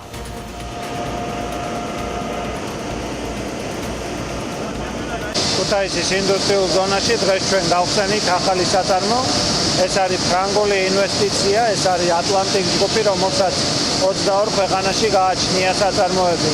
დღეს ჩვენ ვნახეთ სრული საწარმო ციკლი, რომელიც იწყება ფოლადის ფირფიტით, იწყება ძალიან მარტივი მასალებით და სრულდება მაღალი პროდუქტით, მაღალი ღირებულების პროდუქტით. ეს არის წყლის გამაცხელებლები, რომლებიც ჩვენი ქვეყნიდან უკვე ექსპორტზე გადის, როგორც ევროპაში, ასევე ჩვენს მეზობელ ქვეყნებში. მინდა აღვნიშნო, რომ დღეს საწარმოში 45 მილიონ ლარზე მეტი არის ინვესტირებული. ატლანტიკ საქართველო, ეს არის 100% ფრანგული ინვესტიცია საქართველოში. ატლანტიკ საქართველო აწარმოებს ელექტროგამათბობელ ბაკებს, რომელიც ექსპორტზე გადის ევროპასა და დსთ-ს ქვეყნებში. ინვესტირებულია 17 მილიონ ევრომდე ინვესტიცია, დასაქმებული არის 120 საქართველოს მოქალაქე, პირდაპირი დასაქმები. ამ უახლოეს მომავალში იგეგმება მეორე ხაზის დამატება, რაც გააორმაგებს პროდუქციას. თბილისში ამიერკავკასიაში კრიპტოვალუტების პირველი ტერმინალი განთავსდა, რომელიც კომპანია TPS Securities ტერმინალის გარდა მომხმარებლებს კომპანიის ვებ გვერდიდან შეუძლიათ სხვადასხვა კრიპტოვალუტის შეძენა. ტერმინალი კოსტავას 71 ნომერშია განთავსებული.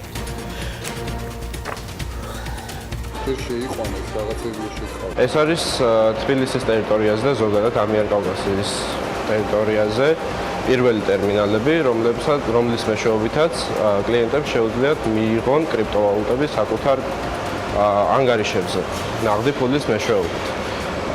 ამ მომენტისთვის კლიენტებს შეუძლიათ ბიტკოინის და ლაითკოინის შეძენა, თუმცა უახლოეს მომავალში იგეგმება სხვა კრიპტოვალუტების დამატებაც. ეს კრიპტოვალუტები იქნება რიპლი, ბიტკოინ ქეში, ეთერიუმი და ასე შემდეგ. ლისი დეველოპმენტს და კურორტ კოხტამიტარბის ახალი გაყიდვების ოფისი აქვთ. ჭავჭავაძის 22-ში დაინტერესებულ პირებს შესაძლებლობა ექნებათ ადგილზე დაათვალიერონ აპარტამენტების შიდა ინტერიერები და გამოყენებული მასალები. საგანგებოდ შეირჩა ოფისის ფასადის და სრულად კომპანიის კონცეფციას მოერგო 20-80-ზე გამწვანების კოეფიციენტის ნაწილში, სადაც ტერიტორიის 80% სწორედ მწვანე გარემოს უკავია. ასევე შოურუმში წარმოდგენილი იქნება როგორც კოხტამიტარბის საცხოვრებელ კომპლექსში არსებული აპარტამენტების ასლები, ასევე მწვანე ქალაქი ბინის ინტერიერის დიზაინი.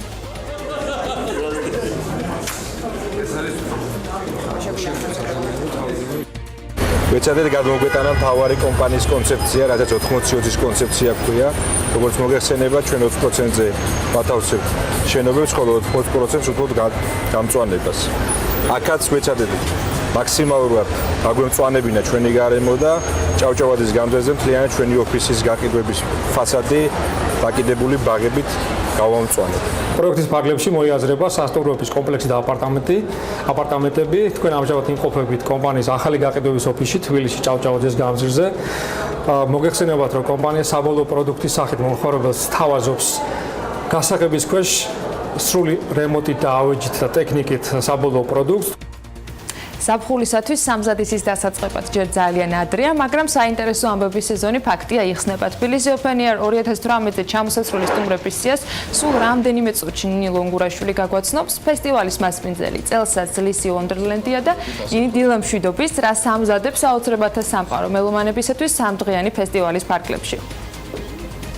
რა თქმა უნდა, დეტალურად ისე გავაგრძელებთ ამ შესანიშნავი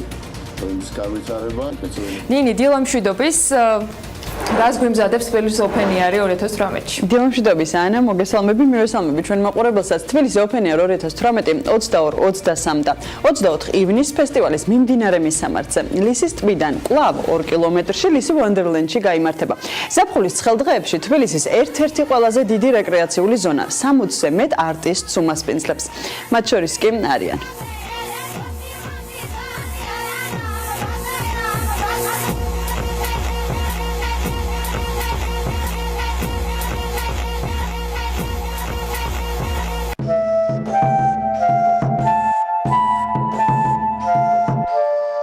ქართველ და უცხოელ მუსიკოსებთან ერთად მთავარი გამომცვალები არიან 22 ივნის კაია კატა. მე რამდენი ღამეს, მე რამდენი დღეს, მე რამდენი დილას ან და შუა დღეს, მე რამდენი რამე, მე რამდენი დეს, არ რამდენად მინდა ესო გათავდეს, მე რამდენი 23 ივნისის გამომცვლელია მოლოკო.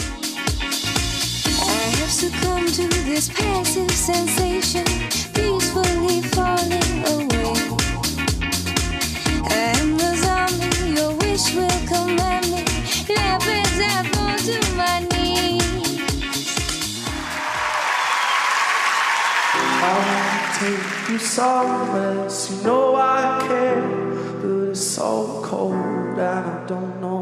ფესტივალის ბოლო დღეს 24 ივნის მსმენელების წინაშე ტომ ოდელი წარსდგება.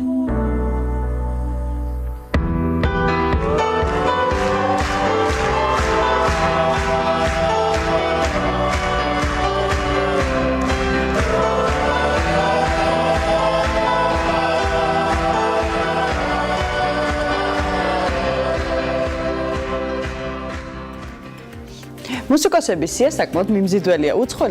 უცხოელ შემსრულებლებთან ერთად 3 დღის განმავლობაში ლისზე ქართველი არტისტებიც დაუკრავენ ისეთები, როგორებიც არიან მაგალითად ბაჩო, თომა, გიო შენგელია და სხვები.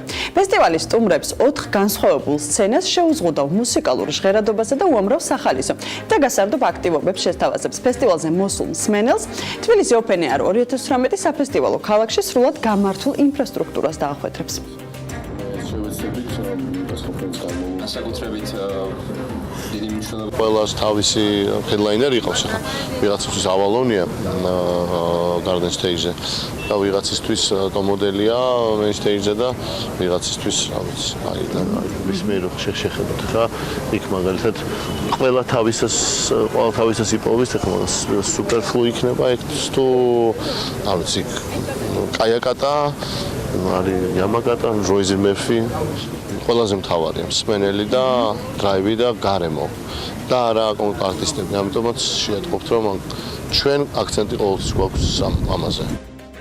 ინტერესი ფესტივალის მიმართ წელს ისევე როგორც წინა წლებში ძალიან დიდია. ტურისტული ნაკადის შემოსვლა დაგეგმილია შემდეგი მეზობელი ქვეყნებიდან აზერბაიჯანი, სომხეთი, ირანი, უკრაინა, რუსეთი და თურქეთი. გამომდინარე იქიდან რომ ამიერკავკასიაში ყველაზე დიდი მუსიკალური ფესტივალია, ყოველწლიურად 50000-ზე მეტი ადამიანი ესწრება, საიდანაც 5000-ზე მეტი ტურისტია. ლისი Open Air 2018 წელს 22-23 ივნის ლისი ვანდერლენდში გაიმართება. წელს წარმოდგენილები ვართ 4 სცენით და კიდევ უფრო მრავალფეროვანი მუსიკალური მიმართულებებით. გუშინდელი დღიდან 16 აპრილის ჩათვლით მხოლოდ შეზღუდული რაოდენობის 1500 სამდღიანი აბონემენტი გაიყიდება, რომლის ფასი 110 ლარია. ამ პერიოდში TBC ბანკის ნებისმიერი ბარათის მფლობელებისთვის იმოქმედებს 20%-იანი ფასდაკლება. აბონენტის საბოლოო ფასი კი 170 ლარია. დღიური ბილეთების გაყიდვა კი უკვე 17 აპრილიდან დაიწყება. თბილისი Open Air ყოველწლიური მუსიკალური ფესტივალია, რომელსაც წელს პირველად დაფინანსება ჩეკინ ჯორჯიას ფარგლებში მოეყოფა. და კიდევ ერთი ალბათ მნიშვნელოვანი ამბავი რომ BMG იქნება საინფორმაციო პარტნიორი. თბილისი Open Air-ისა ეს ჩვენთვის პატივი არის და დიდი ვალდებულებაც რომ Open Air-ის დაუდგრომელ ინიციატორებთან და მესვეურებთან ერთად 2018 წელს ვიყოთ მათი საინფორმაციო პარტნიორები და დამგვიანები. საქმიანობის მაყურებელს არ მოვაკლებთ არც იმ შესაძლებლობას, რომ გქონდეთ სრული ინფორმაცია იმაზე, თუ როდის და სად შეიძლება განტვირთვის დღეები მოიწყოთ ივნისში კონკრეტულად Open Air-ს. ერთიანი ეროვნული გამოცდების სტუდენტთა საგრანტო კონკურსის, საერთო სამაგისტრო გამოცდისა და მასწავლებლის კომპეტენციის დადასტურებისათვის რეგისტრაციის დასრულებამდე 2 დღეზე ნაკლები რჩება. 2018 წლის ერთიან ეროვნულ გამოცდებში მონაწილეობის მსურველებმა რეგისტრაცია ელექტრონულად შეფასებისა და გამოცდების ეროვნული ცენტრის ვებგვერდზე 30 მარტის 18 საათამდე უნდა გაიარონ. ამდენმა აბიტურიენტმა გაიარა ამ დროისთვის რეგისტრაცია და ზოგადად რა სიახლეებიელით მათ გამოცდებზე თემაზე საუბარს თათია ჩაფიჩაძე სტუმართან ერთად გააგრძელებს. თათიას მივესალმები დილა მშვიდობის და წარმატებულ ეთერს უსურვებ. დილა მშვიდობისა, პირველადი რეგისტრაცია როგორც უკვე ითქვა 30 მარტს საღამოს 18 საათამდე გაგრძელდება, რაც იმას ნიშნავს, რომ ვინც ამ დრომდე პირადი მონაცემების შეტანასა და ჩასაბარებელი საგნების არჩევის ჩამონათვლის შესახებ განაცხადს არ დააფიქსირებს, დროის ამოწურვის შემდეგ გამოცდებში მონაწილეობის საშუალება უბრალოდ აღარ მიეცემათ. თუმცა რაც შეეხება საგანმანათლებლო პროგრამების ჩამონათვალში ცვლილებების შეტანა, ამის საშუალება აპლიკანტებს კიდევ რამდენიმე თვის განმავლობაში ექნება. წერდა ამ თემაზე ვაგრძელებთ საუბარს შეფასებისა და გამოცდების ეროვნული ცენტრის დირექტორის მოადგილე ივა მინდაძე იმყოფება ჩვენთან ერთად. დიდი მადლობა კიდევ ერთხელ გადაცემაში მონაწილეობისთვის. მოდით პირველ რიგში რომ დავიწყოთ, ამ დროისთვის რამდენმა გაიარა რეგისტრაცია და რამდენია ჯამურად ვაკანტური ადგილი. დღეს აი ამ წუთში დაახლოებით 33000 აბიტურიენტმა ცოტა მეტმა გაიარა რეგისტრაცია, ანუ დააფიქსირა თავისი სურვილი, რომ მიიღოს მონაწილეობა ერთიან ეროვნულ გამოცდებში, დააფიქსირა ქალაქი, რომელსაც საგამოცდო ქალაქში აპირებს გამოცდის ჩაბარებას და გააკეთა არჩევანი საგნების ჩამონათვალი, მონიშნა ის ფაკულტეტები თუ საგამომათვალებლო პროგრამები, რომლის ჩაბარება სურს და მათი რაოდენობა არის 33000. მართალი რომ ვთქვა, ველოდებით მეც. და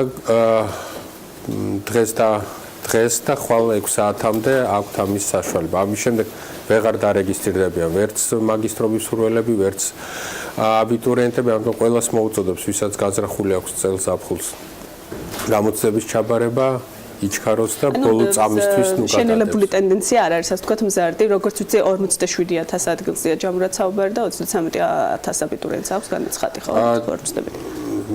სტუდენტთა ჯამური რაოდენობა ადგილების უნივერსიტეტები, რასაც თავაზობენ ჩვენ აბიტურიენტებს, უკვე რამდენიმე წელი აჭარბებს სურვილთა რაოდენობას.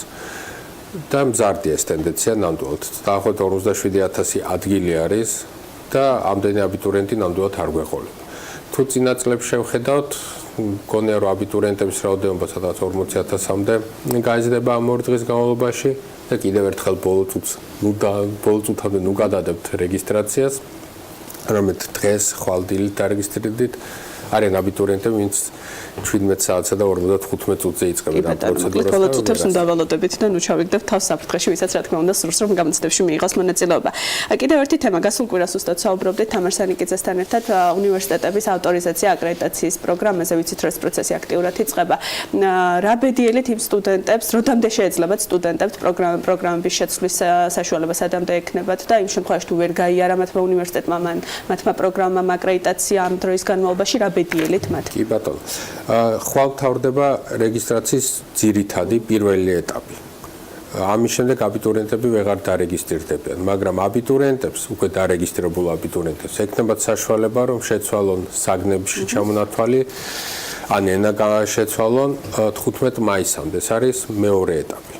მაგრამ რაც შეეხება თქვენ შეკითხვას პროგრამების ცვლას, ფაკულტეტების ჩამონათვალში, უმაღლესების ჩამონათვალში ცვლილებების შეტანა შეეძლებათ აპელაციის პროცესის დასრულებამდე, ანუ დაახლოებით 15 აგვისტომდე დაახლოებით. აგვისტოს პირველ დეკადაში იწყება როგორც წესი აპელაცია და აი ამ პერიოდში 15 აგვისტომდე დაახლოებით შეეძლებათ ჩამონათვალში ცვლილებების შეტანა. აქვე ყველას ვთხოვ, აი მარგულწბალთ ვთხოვ, რომ ყურადღებით ადევნონ თვალი პროცესებს, რადგან აკრედიტაცია შეიძლება შეუჩერდეს, ან ავტორიზაცია რომელიმე უმაღლესზე ცხადია ამ უმაღლესში ვერ ჩაირიცხება, მაშინ თუ ამ მიმართულებაზე ვერ ჩაირიცხება აბიტურიენტი, შეიძლება რომელიმე პროგრამას აკრედიტაცია მიენიჭოს და დაემატოს და გაჩნდეს ახალი რაღაც შესაძლებლობა, რომელიც შეიძლება საინტერესო იყოს ამა თუ იმ აბიტურიენტისთვის, ამიტომ ყურადღებით თვალყური ადევნონ ჩვენ ვებგვერდსაც, აკრედიტაციის სამსახურის ვებგვერდსაც, რადგან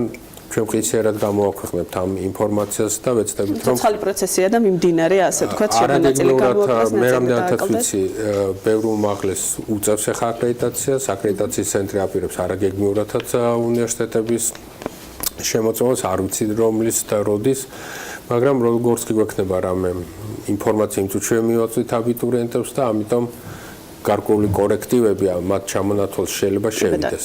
შეგვიძლია თქვათ უკვე გამოკვეთილი ტენდენცია, რომელი პროფესიებზე იქნება ყველაზე დიდი კონკურსი წელს, რა შეგვიძლია? დაბეჯითებით ამას 16 აგვისტოს გეტყვით, როდესაც დასრულდება ეს პროცესი. ზოგადი შთაბეჭდილება, რომელიც წლიდან წლამდე მე პირადად არ შემცვლია, არის ის, რომ ძალიან პოპულარულია ეკონომიკურ ბლოკს ვეძახით. ეკონომიკა, ბიზნესი და ადმინისტრაცია რაღაც. აი ეს მიმართულება სხვა სახელწოდება აქვს ამ ფაკულტეტებს, სხვა უმაღლესში, სხვა მიმართულებაზე, მაგრამ აი ეს ბლოკი ძალიან მომხიბვლელი არის ბევრი აბიტურიენტისთვის და ფიქრობენ, რომ ალბათ დასაქმების კარგი შესაძლებლობები აქვთ, კარიერული შესაძლებლობები აქვს ამ მიმართულებით, ამიტომ ვფიქრობ, რომ ეს ასე თქვათ ისეთი მკვეთრად გამოხატული ლიდერი არის. კი ბატონო, ადრეც მიკითხავს და კიდევ ერთხელ მინდა კითხოთ წელს რა მდგომარეობა უფასო ჩამონათვალში, ან თუ არის მოთხოვნა ისეთ პროფესიებზე, რომელსაც აფინანსებს სახელმწიფო? უფასო არაფერია ჩემი ვერსიით, მაგრამ არც ამ ეგრეთ წოდებულ უფასო ფაკულტეტებს ამტკიცებს მთავრობა, ჯერ არ არის დამტკიცებული, ამიტომ წინასწარ თქვა ძნელია, თუმცა მე პირადად დიდ ცვლილებებს არ ველოდები ამ მიმართულებით, დაახლოებით იგივე სურათი გვექნება სავარაუდოდ, ნამდვილად არ არის ეს ჩვენი გადასაწყვეტი, არ ჩვენი ცენტრის. მგონია, რომ იგივე სურათი იქნება, რაც შარშან, იგივე ფაკულტეტები, იგივე მიმართულებები მიიღებენ აი ამ ეგრეთ წოდებულ მოხდებიან ამ უფასო ფაკულტეტების ნუსხაში. გაიზარდა ინტერესი ამ მიმართულებით. უფასო ფაკულტეტები არის საბუნებისმეტყველო მეცნიერებები, ფიზიკა, ქიმია არის საინჟინრო, აგრარული, ეს ბლოკი არის, რომელიც მიმართ ინტერესი ნაკლები იყო. მე მგონია, რომ ეს ინტერესი ორი ფაქტორით არის გამოწვეული. ერთი, რომ უფასო მომხიბლელი ხდება, რადგან ბევრს უჭირს ამ სწავლის საფასურის გადახდა და მიზნად თუ აქვს დასახულეს ცუდ ვარიანტში. რაღაც ფურცლის მოპოვება, რომელსაც დიპლომი ქვია, აქეთ მიუწევს გული, მაგრამ არის მეორე ჯგუფი, რომელიც მგონია უფრო ბევრად საინტერესოა, რომელსაც დაინახეს დასაქმების პერსპექტივა, რადგან აგრარულ სექტორში, საინჟინრო სექტორში, აი ამ მიმართულებაში გაჩნდა ჩემი გადასახედიდან, ვფიქრობ, რომ ამ სტუდიაში ბევრმა ადამიანმა იცის უკეთესად სად არის დასაქმების შესაძლებლობა, მაგრამ ვფიქრობ, რომ აქაც გაჩნდა გარკვეული პერსპექტივა და ეს მყისე რეაქცია მოახდინა აბიტურიენტმა. ამიტომ ბევრი არის, ვინც დასაქმებას სწორედ აგრარულ საინჟინრო სფეროში ხედავს, რაც ძალიან მისასალმია. კარგი, და გადავიდეთ ცვლილებების ნაწილზე, წელს რაც ცვლილებები ეღლით აბიტურიენტებს, რომლებიც გავლენ გამოცდებზე ვიცნობ ზოგად უნარებში და ქართულ ენაში არის გარკვეული ცვლილებები, კიდევ ერთხელ განუმარტავ ჩვენს მაყურებელს, რაზეა საუბარი? პირველ რიგში ჩვენ ვებგვერდზე დეტალურადებს და ვურჩევ, რომ იქ წაიკითხოს. რადგან შეიძლება ახლა რამე გაურჩევს, ორი ცვლილება არის ძირითადი, რაც შინაარსობრივ მხარეს ეხება. პირველი არის ზოგადი უნარების გამოცდის ფორმატში, როდესაც ანალოგიების ბლოკი, აი სადაც წყვილები იყო სემანტიკური და უნდა მიმართება და ედგინა აბიტურიენტს წყვილებს შორის, ის დაუკავშირდება წასაკითხ ტექსტს. ანუ თუ აქამდე იზოლირებული სიტყვები იყო მოცემული, ახლა აბიტურიენტს შეიძლება კონტექსტის გათვალისწინებით, ტექსტში მოცემული ინფორმაციის გათვალისწინებით უპასუხოს ამ დავალებას და ვფიქრობ, რომ ეს დაეხმარება აბიტურიენტს უკეთ გაიაზროს ტექსტიც და თვითონ ეს მიმართებებიც უკეთ დაინახოს. ამიტომ ვფიქრობ, რომ ეს ყველაზე მნიშვნელოვანი ცვლილება არის ალბათ. რაც შეეხება ქართულ ენაში ცვლილებას, აქ შეეხო ცვლილება შეფასების სქემას. თუ აქამდე აი თხზულება არგუმენტირებული ესეს ნაწილი ფასდებოდა 20 ქულით, ახლა შეფასდება 24 ქულით და აქცენტი გადავა მეტი აქცენტი იქნება არგუმენტირებაზე, მსჯელობაზე, საკუთარი პოზიციის გამოხატვაზე, ჩამოყალიბებაზე, რაღაც კრიტიკულ აზროვნებაზე. ხოლო რედაქტირების დავალება გახდება 16 ქულიანი. კი ბატონო, და წელს რამდენადაც ვიცით, აბიტურიენტებს შესაძლებლობა ექნებათ გამოცდას საკუთარი კალმებითაც მივიდნენ, აი ამ შემთხვევაში როგორ დარეგულირდება ყველა დახვდებათ მათ კალმები, ანუ როგორ იქნება ეს პროცესი? დახვდებათ ცხადია, ეს რამდენად დიდი ცვლილებაა მართლა თქვა, არ ვიცი და ხა ეგეთი რევოლუციური არის. არის, იმიტომ რომ ძალიან ხშირად იყო რაღაც პრობლემები ამ თემაზე და სწორედ ამიტომ დაუშვით მე მგონი ეს გამონაკლისი წელს. კალმისტრები ცხადია დახვდება თითოეულ აბიტურიენტს და ჭარბად, როგორც ყველა წინა წელს იყო, გელიანი ეგრეთ წოდებული ტუშის კალამი, რომლის სისქესაც აქვს მნიშვნელოვანი 0.5 და 0.7 მმ-მდე უნდა იყოს. და იმიტომ გამეცინა, რომ აქამდე რამდენი მილიონი ქაღალდი გვაქვს წაკითხული სკანერით, აი მართლა ძალიან ბევრი, იმიტომ რომ ძალიან დიდ რიცხვებზე ავდივართ და არც ერთ შემთხვევა არ მქონდა, როდესაც ვერ წაიკითხავ თქვა. ამიტომ ეს უფრო სუბიექტური განცდის პრობლემა მგონია, მაგრამ ესეც რომ შეუმსუბუქოთ აბიტურიენტებს, ეს მნიშვნელოვანია, ცხადია, აბიტურიენტებს აქვს საშუალება თავისი საკუთარი, ასე ვთქვათ, კალამი შემოიტანონ გამოცდაზე. ყურადღება უნდა მიაქცევონ, რომ ეს არ იყოს ჩვეულებრივი კალმისტარი, აი თქვენ რაც ხელში გიჭრათ, ის არ გამოდგება. ეგრეთ წოდებული ტუში ან გელის, ხო, მეორე სახელით ვიცი, ასე. კი ბატონო. კარგი, მოკლედ ყველა პირობა აქვთ იმისთვის, რომ მივიდნენ გამოცდაზე ჩააბარონ. წარმატებულს უსურვებ მათ, წარმატებულს გისურვებ თქვენც და მეც ვიქონიებ, რომ უკვე შედეგებით შეგვეძლება ამ სტუდიაში შევაჯამოთ ერთიანი ეროვნული გამოცდები 2018 წელს. კიდევ ერთხელ სამჯერ ითქვა მე დღეს. ხვალ შეწყდება რეგისტრაცია, ძირითადი ნაწილი რეგისტრაცია და ვისაც სურვილი აქვს და განზრახული აქვს გამოცდების ჩაბარება დღეს და ხვალ 6 საათამდე უნდა გააკეთოს განაცხადი. იმედი მაქვს გაითვალისწინებენ ჩვენი აბიტურიენტები. ივა მინდაძე პასუხობდა საქმიანი დილის შეკითხვებს. მადლობა თათია ჩეფიჩაძეს და ივა მინდაძეს, შეფასებისა და გამოცდების ეროვნული ცენტრის დირექტორის მოადგილეს. წარმატებებს უსურვებ აბიტურიენტებს, მათ შორის იმ არჩევანისას, რომელსაც ისინი ახლა აკეთებენ საომავლო უკვე საქმიანობისათვის. წარმატებები მათ გამოცდაზე და დარწმუნებულად ბევრ საინტერესო ამბავს გაგვიზიარებენ ისინი უკვე მომავალში. ჩვენ მცირე სარეკლამო პაუზა გველოდება წინ და დაგიბრუნდებით სულ რამდენიმე წუთში. ამინდის პროგნოზის სპონსორია SEU დეველოპმენტი.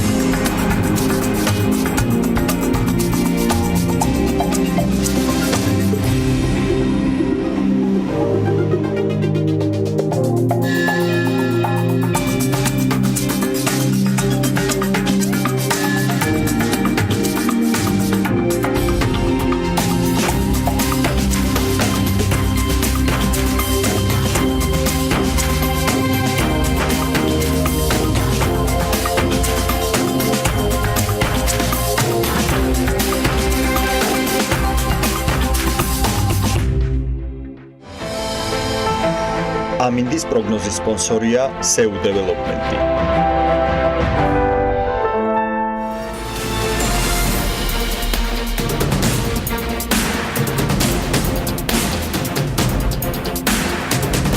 მწვანე ქალაქი, კომპაქტური ქალაქი, კარგად შეკავშირებული ქალაქი, ეს თბილისის განვითარების გენგეგმის სამი ძირითადი მიმართულებაა. მიმართულებები არა, მაგრამ აი გენგეგმა ძალიან ბევრი პუნქტის მიხედვით თბილისის მერიამ დაიწუნა მეექვსე ეტაპამდე მისული სამწლიანი მუშაობის შედეგი, რომელიც რამდენიმე მილიონი ხარჯით შესაძლოა მხოლოდ ფურცელზე დარჩეს. მერი საბოლოო გადაწყვეტილება ჯერ კიდევ უცნობია, თუმცა მოლოდინი რადიკალური ცვლილებისა პრაქტიკულად ჩვენ პირადად ყოველ შემთხვევაში არ გვაქვს.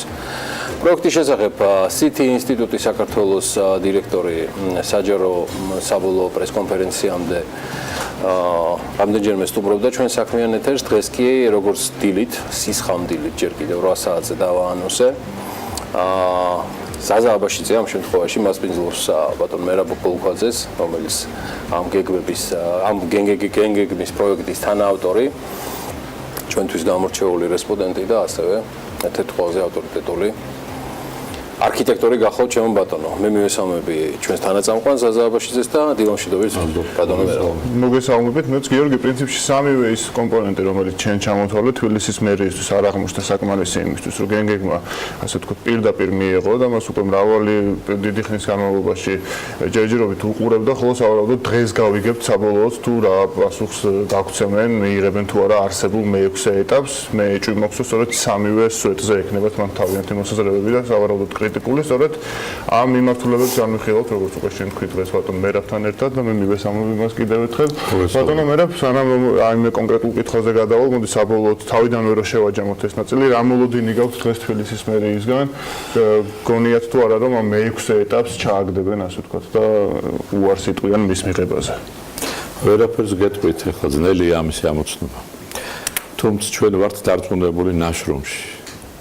მასზე ყველა ეს კონცეფცია და ყველა ამ განხილვებზე რაც ყოფილა აქამდე კონცეპტუალურ საკითხზე არ არის არც ერთი შენიშვნა. მე ასეთი არ მინახავს, 3 წელია ხო მიმდინარეობს. არც ერთი კონცეპტუალური შენიშვნა. თუ კი ლაპარაკია ტექნიკურ მხარეზე და შეიძლება ასეთ დიდ ნაშრომში ასეთი იყოს როგორც წესი. დღევანდელი მიწათსარგებლობის რუკაზე მე დღეს ვაჩვენებ მათ, საერთოდ როგორც სარგებლობენ ნახავენ ისინი. 1500-ზე მეტი ასეთი ტექნიკური ეს არის. იმიტომ რომ ეს გახლავთ დიდი დოკუმენტი და თან გახლავთ 10000-იან მასშტაბში. როგორც წესი ასეთი ტექნიკური შენიშვნები თუ ტექნიკური ხარვეზები ვერასოდეს ბოლომდე ვერ გასწორდება, იმიტომ რომ ყოველთვის მიდის ცვლილება, საკადასტრო ზონის ცვლილება, ან თქვა რაღაცა დავალების გაცემა. ეს მუდმივად როგორც მორიგი გეგმა უნდა ახალდებოდეს. და ასე დროს სამსახურს უნდა კონდეს წესი, ხერხი და მეთოდი, როგორ იქცევა და არსებობს ამის ხერხი. დასაკითხია 57-ე დადგენილება, 59-ე სივრცითი მოწყობის კანონი და არსებობს ასეთი ხერხი და წესი და მეთოდი და დარწმუნებული ალბათ ამით სარგებლობენ, ასე ტექნიკური ხარვეზები, რომელიც მუდმივად არის, უნდა კონკრეტულად განიხილონ და კონკრეტული განხილვის შედეგად გასცენ საპროექტო დავალება. სანამ შინაარსზე კიდევ უფრო მეტად გადავალ ამ თემამში უშუალოდ ბოლო შეხვედრაზეც გაიჟღერა თან არაერთხელ და დაპირისპირებაც კი მოყვა. რამდენად გქონდა თქვენ კომუნიკაცია, წესიერი კომუნიკაცია მერის ახალ ადმინისტრაციასთან საქმიან ნაწილში თუ გადაიკვეთეთ ასე ვთქვათ და თუ მოხდა ამ არა კამერების წინ არამედ სამუშაო შეხვედრაზე იდეების შეჯერება და იქ პირველ რიგში ამ კამათი და არის გასვლა გამოცვლა. თუ ეს კომუნიკაცია მძიმედ და საკმაოდ ისე იშვიათად ეს კომუნიკაციები მოგახსენებთ კამათითაც მიმდინარეობდა, უცბელად რო გითხრათ. პარალელურად ამისა, მაგრამ თავარი რაც მინდა თქვით არაერთხელ გაგვიცხადებია ბოლო დღეებში. ჩვენ პრეზენტაცია იმისა ეს ნაშრომი რას წარმოადგენს მერის წინაშე არ გაგვიკეთებია. ამ ბოლო პერიოდში ვნიშნე ახალგაზრდა საკრებულოს წევრებს ძალიან ბევრი მოსაზრებები გაუჩნდათ არამდარგის სპეცი. ძალიან სასიამოვნოა კაცო, რაც მეტი ხალხი ჩაერთვება რაჯობია. უსამართლო დღეს ვაჩვენებთ მათ კონკრეტულად რატო. მიწათსარგებლობის გენერალური გეგმა რას ყვითავს, მასზე არის პასუხი გაცემული. საზოგადოებამ ბევრმა იცის ამ დარგის სპეციალისტებმა არის შემდეგი ეტაპის პროექტები, რომელმაც უნდა დააკონკრეტოს ეს ამოცანა, მთელ მსოფლიოში ესეა, თბილისში კი არ არის მარტო. ამიტომ ჩვენ ასე გულწრფელად და არა ნიშნის მოგებით აუხსნით საზოგადოებას რა კეთდება, რის მერე რა ნაბიჯი უნდა გადაიდგას და სამოქმედო გეგმაზეც როა ბევრი კრიტიკა, სამოქმედო გეგმა ესმი, ვისაც გაუკეთებია რეგულირების გეგმა 2-3 მაინც და მიწათსარგებლობის გეგმა იცის რა არის, მან იცის რა ნაბიჯები უნდა გადადგას. აი, პრინციპში, როდესაც მე უსმენდი, ეს ჩვენ მქონდა რაც ლაივში გავუშვით ეს თელი ეს შეხვედრა, ილია ელოშვილმა არაერთხელ განაცხადა, იქ უშუალოდ შინაარსობრივ ნაწილზე რო გადავიდეთ, მაგალითად გამწვანებაზე მან არაერთხელ ახსნა, რომ გეგმის მოქმედი კონცეფცია შეიცავს ამ მიმართულებით პრობლემებს და სწორედ ერთ-ერთი მიმართულება ეს იყო, რასაც მერის შეგვიძლია თქვა, რომ ახალი ადმინისტრაცია და ალბათ მათ შორის ახალი მერიც, რომელიც უკვე მკაფიოდ აქამდე თუ რაღაცა ურაზროვნად მისი მოადგილეები ჩანდენ ძირითადად, ახლა ისიც ასე ვთქვით კრიტიკოსთა ხარეს გადავიდა. აი, გამწვანებაზე რო ვისაუბროთ, რამდენად მართებული არის ამ შემთხვევაში თბილისის მერის შენიშვნები და რა პასუხი შეგვიძლია გავცეთ მას. მოგახსენებთ.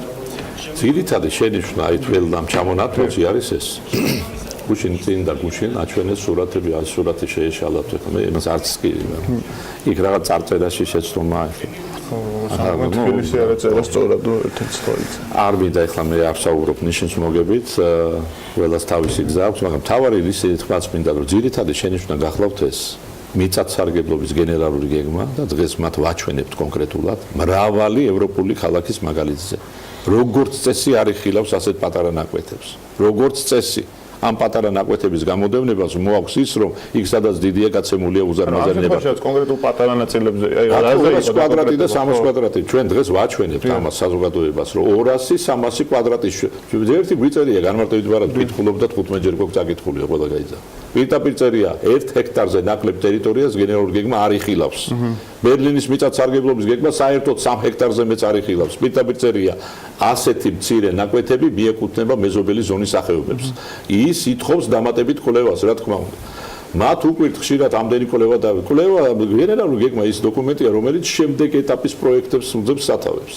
რა თქმა უნდა, კვლევა უნდა გაკეთდეს. ნებისმიერი საპროექტო ნაბიჯი ითხოვს კვლევას. უკვლევოთ, ვღებულობთ იმ შედეგს, რაც გვაქვს. ერთ-ერთი შენიშვნაც მათ შორის კვლევების არსებობდა კონკრეტული გადაწყვეტები, რომელზეც თქვენ ახლა უკვე აღნიშნეთ, რომ საჭირო ეს შემდეგი ეტაპისათვის. რამდენად არსებობდა მოთხოვნებში, როდესაც ამ გეგმასთან დაკავშირებით თქვენ უკვე მერისაგან ნებართვა მიიღეთ, თქვენი კომპანია იყო შერჩეული ამ შემთხვევაში, რომ თქვენ გაგაკეთებთ გენერალური გეგმა. მოთხოვნების ჩამონათვალში რამდენად არსებობდა და თუ სამართლებრივი, თქვა დავის საგანი გახდება, მსგავსი თქვა შეთანხმება, თქვენი მხრიდან რამდენად იქნება სამართლებრივი საფუძველი მერის არგუმენტების არსებობისა?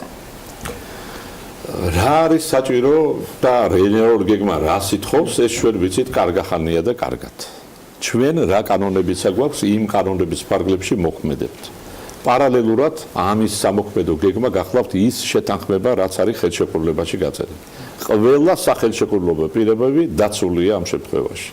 როგორც ხელშეკრულებით, ისევე კანონების სივრცითი მოწყობის და ქალაქდაეგმარების შესახებ, თბილისის განაშენიანების და რეგულირების წესები, დადგენილება 57 და 59, ეს გახლავთ ქალაქგეგმარების სივრცე საქართველოში. ამ სივრცეში მოქმედებთ ჯერჯერობით. თუ შეიძლება, მე იმ მოთხოვნებს უპასუხებთ. ერთ-ერთი ასევე კრიტიკის საგანი იყო, ისაც ანამ ნაწილობრივ ახსენა უკვე. გენგეგმაში არ არის მითითებული გადაწყვეტის გზები და აღსრულების გზები, ასე ვთქვათ. არის თუ არა ზოგადად ეს გენგეგმის ნაწილი, იმიტომ რომ ამ შემთხვევაში ხშირად მეც გამიჩნდა ეს მოსაზრება, გენგეგმა ხომ ზოგადად ხედვა არის, ასე ვთქვათ, ქალაქი როგორ უნდა განვითარდეს და მე გადაწყვეტის გზები უშუალოდ აღმასრულებელი ორგანოს, ამ შემთხვევაში თბილისის მერიის კომპეტენციაში. აი ეს უფრო მეტად რო მარტოთ. რამდენად სამართლიანი არის ეს შენიშვნა შემთხვევაში? მადლობელი ვართ. ესეთ კი ეს კითხვა გაისმის ხშირად. მაგალითისთვის, აი ხშირად ვიფიქრია ჩვენს ამაზე, აი ერთ ობიექტს ავიღებთ. მერიასთან ერთად მივიყვანთ ბოლომდე. თუ უნდათ რა გზებით უნდა ვიაროთ, თუ არა და გაწერილი გვაქვს ესე. ამისი პირველი გზა გახლავთ. შემდეგი ეტაპის პროექტის შესრულება, რასაც ქვია განაშენიანების რეგულირების გეგმა. განაშენიანების რეგულირების გეგმა ადგენს ცალკეული შენობის პარამეტრებს, რეგულირების ხაზებს, კოეფიციენტებს, კონკრეტულ კოეფიციენტებს, ზოგადი მოცემულია ჩვენთან და ზოგ შემთხვევაში კონკრეტულიც და ამავე დროს ის განსაზღვრავს დენდროლოგიის, ტრანსპორტის და კიდევ სხვა საკითხებს. ის, რაც უნდა თვითონ შენობის არქიტექტურას რეგულირების გეგმა ადგენს. ისევე როგორც ცალკეული შენობა შემდეგ კეთდება. ეხლა ჩვენ რომ მოგთხოვონ რომ ცალკეული შენობის ფანჯრის ნახაზი მოგვეცითო, ხო არასამართლიანი იქნება. ზუსტად ასევე არასამართლიანია კონკრეტულად გაწერა იმ ღირებულებების, რაც არაერთხელ გვითხრეს. იმ ღირებულებას კონკრეტულად ამბობს კონკრეტული პროექტი. რანაირად შეიძლება ეხლა ჩვენ განივიხიდი გვაქვს დანიშნული გეოლოგია მისი არ ვიცით, არც მოგვეთხოვება. არ ვიცით მისი კონსტრუქციული ნაწილის გადაწყვეტა. იმის ფასი როგორ უნდა ვთქვათ. ზოგადი ფასი, აი მერიის სამსახურების შემდეგ წესით როგორ უნდა მოიქცნენ შემდეგში. უნდა დასხდნენ, განიხილონ ჩვენი მოკლევადიანი გეგმა მაინც, საშუალო და გზელს არ ვამბობ და სხვადასხვა სამსახურებმა შეაჯერონ. ამიტომ მერია შეკრიბოს უნდა ეს ყველა და ერთმანეთს უნდა დაელაპარაკონ სამსახურები. ვერდით ოთახში არ იციან რა ხდება. ამიტომ აუცილებლად ისინი ხშირად უნდა იკრიბებოდნენ. დასავლეთის მერიის სამსახურებს აქვთ ყოველ 3 დღეასხი ერთი შეხვედრა. მე მრავალ ასეთ შეხვედრას დავსწრებ. ბეაკას ეძახიან გერმანელები. ერთად სადილობენ კიდეც რომ კომუნიკაცია კარგი ქონდეთ და ის. მერიამ უნდა დაანერგოს ეს ხერხები და ყველა მერიის თანამშრომელმა უნდა იცოდეს გვერდით ოთახში რა ხდება და საერთოდ ქალაქზე ჩვენ შევთავაზეთ, ქალაქი უნდა დაიყოს ბლოკებად. არ შეიძლება უცმაკაცმა მთელ თბილისში იცოდეს რა არის. ასე არის გერმანულ და ფრანგულ სამსახურებში. მიმაგრებულია ამ ბლოკებზე 8-10 კაციანი ჯგუფი და პასუხისმგებელია იმ თავისუფლობაში. ყველა ქვაიცის რა ხდება, რა გაიცა დავალება, რა პროექტი თანხდება, რა შენდება. ეს არის მართვისთვის ყველაზე კარგი ხერხი. ჩვენ ეს გაწერილი გვაქვს მეთოდოლოგიის ნაწილში, რომ ასეთი მართვა არის ძალიან კარგი. პრინციპში მაშინ აქედან ლოგიკური კითხვა არის თუ ერთის მხრივ ხშირად ბევრ ნაწილში ანუ ევროპულ სტანდარტს ვაკმაყოფილებთ, ასევე საკმაოდ ლოგიკურად არის გენგეგმაში და კანონზომიერად ასახული ბევრი რამ. მაშინ რის საფუძველზე და რატომ ხდება ისე რომ გენგეგმას ხო ისმენთ პირთაბეჭდება რაც არის, ანუ მოთხოვნების შესაბამისად გენგეგმა არსებობს.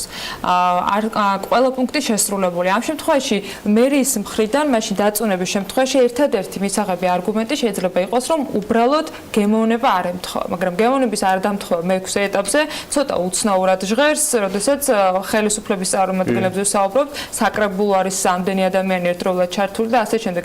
რა არგუმენტი შეიძლება თქვენთვის ჰიპოთეტურად იყოს მისაღები, თუ კი მე-6 ეტაპზე ამ პროექტთან დაკავშირებით იტყვიან, რომ ის ვეღარ აკმაყოფილებს, ან ვეღარ გადის შემდეგ ეტაპზე. საკრებულო თქვენ მართლაც აქტიურად ჩაერთო. სასიამოვნოა რომ გითხრათ ჩვენ მინდა მე მეგობრულად დავსწრებით და თან გვინდა მეგობრულად ისიც ავთქვათ თუ კი მათ დაუდასტურებთ და ვაჩვენებთ რომ არასწორია მათ წესიერი ადამიანები ბოდიში ხდიან არაკორექტული გამონათქვამებისთვის ამიტომ ჩვენ მათ ვაჩვენებთ რომ რა კეთდება რა იყო მოთხოვნა რა უნდა გაკეთდეს და მეტი არც მოეთხოვება და კონკრეტულად შემდეგი ეტაპის ნაბიჯები რა არის გადასადგმელი და ამავე დროს ამ ნაბიჯების გადადგმის დროს განხორციელების ეტაპები როგორია და განხორციელება როგორ ხდება გენერალური გეგმის. ამისი ერთადერთი ხერხი არსებობს თემ სოფლიოში. შემდეგი ეტაპის პროექტი არის კონკრეტული ორსაფეხურიანი სისტემა საქართველოში. გენერალური გეგმა თუ არ ჩავცით ქვეყნის სივრცით მოწყობას და რეგულირების გეგმა. წესებიც არ გაგვიხილავს წესიერად, ეხლა გული რატომ წყდება იცით ეხლა ამ თელ პერიპეტიას წესები სულ დაიკარგა. თბილისის განაშენების წესები მინდათ გითხრათ, ეს გახლავთ ის ინსტრუმენტი, როგორ უნდა მოიხმარო გენერალური გეგმა. აი გინახავთ ვინმეს ამაზე უმჟელია. არა. არასდროს. რანაირად მივიღოთ უნდა ან არ მივიღოთ, იქნებ წესებში რა წერია. კი ბატონო. ხო. როგორ უნდა ვჭამოთ ჩანგლით თუ ჭირებით, იმაში წერია. ის წესები არ გაგვიხილია, ხო? აი თქვენ გინახავთ ამ განხილვებში ვინმეს რაიმე ეთქვა. ასე კითხვაც არ ყოფილა. ჩვენ მოწოდებული ვართ ნეტავ იმაზეც იყოს რამე შენიშნა არგუმენტირებული. მასში არის რაღაც ხერხები და მეთოდები, მაგალითად, თბილისში არ შეიძლება ცალკეულ ტერიტორიებზე თუნდაც რეგულირების გეგმებით განვითარება. იმიტომ რომ ქალაქში არის არეალები, სადაც ერთ დიდ არეალში კეთდება ერთდროულად 4-5 რეგულირების გეგმა. არ არის ეს სწორი. მაგ დროს უნდა შემოვიდეს ახალი გერმანელები და ფრანგები ჩარჩო გეგმას ეძახიან. ჩვენ კანონთან რო არ მოსულიყავით წინააღმდეგობაში, მას დავარქვით პირველი საფეხური რეგულირების გეგმისა და ცალ-ცალკე კეთდება ესეთი პროექტი და ძირითადად საცხოვრებელი. ამ დროს არ არის ერთიანად გააზრებული თბილისის აკლია საბავშვო ბაღები, აკლია სკოლები. თანაბარი შესაძლებლობების სივრცეებზე რო ვლაპარაკობთ, ადამიანი არ უნდა დაიჩაგროს, რო ცხოვრობს დიდი ღომში. მასაც კონდეს უნდა ის პირობები, რაც აქვს საბურთალოზე ვაკეში და ცენტრთან ახლოს ცხოვრებ ხალხს. ამიტომ მათ უნდა კონდეთ ერთიანი გააზრებული ჩარჩო გეგმა დავარქვათ, გნებავთ პირველი საფეხურის გეგმა, რომელიც ჩვენ როგორც ხერხი შემოვიტანეთ და ეს აუცილებელია თბილისის გარკვეულ არეალებში გაჩნდა მაგალითად 14-15 ჰექტარ ტერიტორიაზე რამოდენიმე რეგულირების გეგმა. თუ ერთიანი არ გაკეთდა, გვექნება ესე დანაწევრებული ფრაგმენტაცია. კითხვა არ არის ბატონ მერაბთან, შეიძლება დილიდანაც მოისმენდა. სხვათა შორის ტრაგიკომიკული ზაზა ამ სიტუაციაში ის არის, რომ ყველა იმ ადამიანს, რომელშიც დღეს ვნებები სჭარბობს, იქნება ის სტატუსით საკრებულოს წევრი, თუ უკვე მუნიციპალიტეტის თანამშრომელი ან ტოპ მენეჯმენტის წარმომადგენელი, თუ პარლამენტარები, მათ ჰქონდათ საშუალება ამ დოკუმენტზე აზრი თავის დროზეც გამოეხატა, თუნდაც მერის წინა მმართველობის პერიოდში, იმიტომ რომ ეს ყველაფერი იყო გახსნილი. მე პირადად ყველაზე მეტად ამ სიტუაციაში მაწუხებს და ძალიან დისკომფორტში ვარ იმითი, რომ City Institute-ს არ მქონდა საშუალება პირდაპირ პრეზენტაციისა თბილისის მერიასთან, რომ საგნობრივი მსჯელობა ყოფილიყო. მე პრინციპში მეცაც ვიტყვი, რომ ის შენს მიერ ჩამოთვლილი ადამიანები თავის დროზე იყვნენ ჩართულები რაღაც კუთხეში და მაშინ ტაშ უკრავდნენ, როგორც მახსოვს იქიდან გამომდინარე, რომ ადევნებდნენ საკრებულოში მიმდინარე პროცესებს თავს და ეს ადამიანები ძირითადად წინამოწვევის საკრებულოს წევრებიც არიან და მაშინ ძალიან დიდი მოწონებითაც უჭერდნენ ხარს ამ გეგმას. ჩვენ გვიტყდება მიმართება, იმიტომ რომ მიუხედავად იმისა, რომ ერთი გუნდი, ესეც ხო არ არის იმისი შევარდნაძის, სააკაშვილის თუ გივი გუმბარიძის მთავრობა, ეს რაღაც საერთო გუნდია და მე მგონი აქ უფრო ძალიან შორს ავეთ გივი გუმბარიძე რა გამახსენდა. გუმბარიძემდე ჩასვლა ისეთი რაღაც სიმპტომატური არის დღევანდელი. კი ბატონო, გუმბარიძეზე ნაპატიეს რა. დაგაგახსენდა ახლა. დამახსენდა. ნახსოვს რა ეროვნული მოძრაობა იყო. ესო კაცო მოგზავნილი აგენტიაო.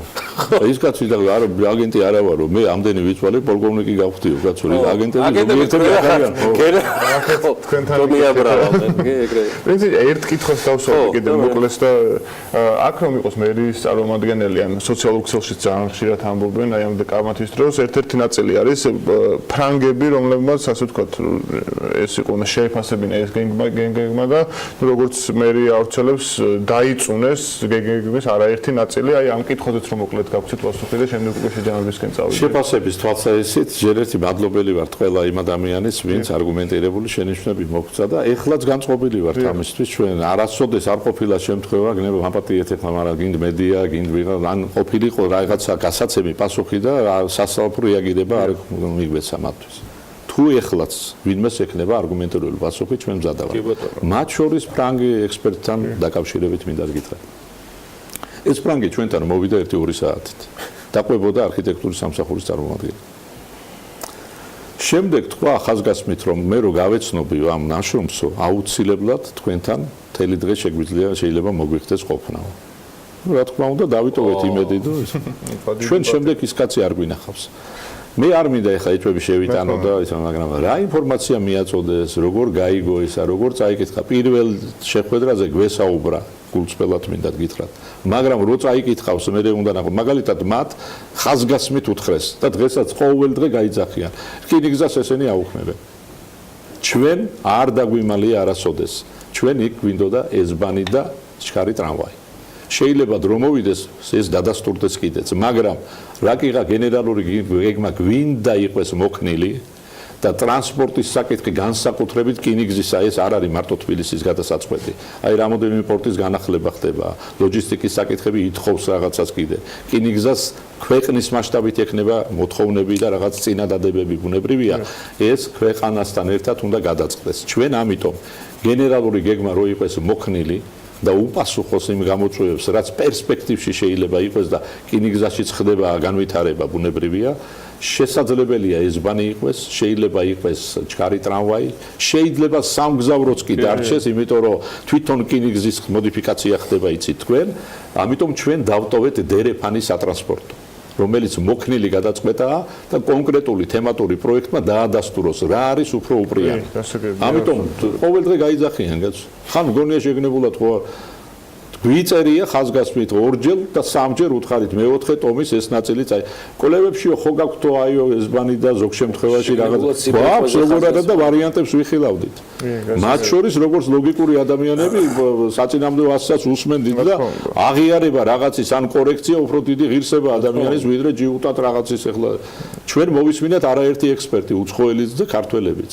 შევხედეთ ამ წინადადებას იმ კუთხით რომ ვაი და ქალაქს დაჭირდა რაღაც განვითარებები ან ახალი რკინიგზის შემოვიდა ან ტრანსპორტის სხვადასხვა ელექტროტრანსპორტი დავწერეთ და ეს კორიდორი თავის სამანქანო გზასთან ერთად უზრუნველყოფს რომ დავტოვეთ როგორც რეზერვის სატრანსპორტო ზონა. წარმატებები ბატონო, წარმატებები. უღრმესი მადლობა მობრძანებისთვის. შეიძლება გავიგეთ. აი ცოტა ხანს და ეხლა. რას ფიქრობ? მე მგონი არ ღირს ეხლა პროგნოზებისგან ჯობს ჩვენ ყოველ შემთხვევაში დაველოდოთ რა შედეგი იქნება, თუმცა პრეს კონფერენციაზე და მომავალ კვირაში უკვე მერის პასუხს. სამწუხაროდ უმარტივესი რაღაცა კომუნიკაციაც კი ძალიან დიდი პრობლემა ყოფილა მთელი ამ პროცესების განმავლობაში, რაც საბოლოო ჯამში ყველაზე ცუდად ცხადია ისევ თბილისზე აისახება. ნახოთ იმედია არ გამართლება ეს პროგნოზები. ზაზა აბაშიძე, ფანგვის დეტექტორის ერთ-ერთი დამფუძნებელი და საქმიანი დილის თანაწამყვანი, ბატონი მერაბ ბოლქვაძე, თბილისის მიწათსარგებლობის გენგეგმაზე მომუშავე ჯგუფის ერთ-ერთი ხელმძღვანელი არქიტექტორი. მადლობა მობრძანებისთვის, მოკლე რეკლამაზე გავალთ და სულ რამდენიმე წუთში ძალიან საინტერესო თემით ნუგზარ ქსოვრელს უმასპინძლებთ. ის არის კომპანია კორპორაცია ქინძმარაულის წარმომადგენელი, ძალიან მაგარი ახალი ინიციატივით დაგველოდეთ. სულ რამდენიმე წუთში ღვინის თემით ვაგრძელებთ.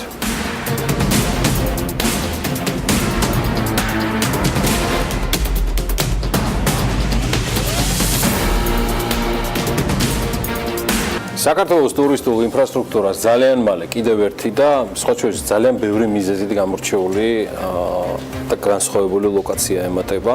კორპორაცია ქინძმარაულმა შშმ ტურისტებისთვის ადაპტირებული ტურების შეთავაზება და დამკვიდრება გადაწყვიტა.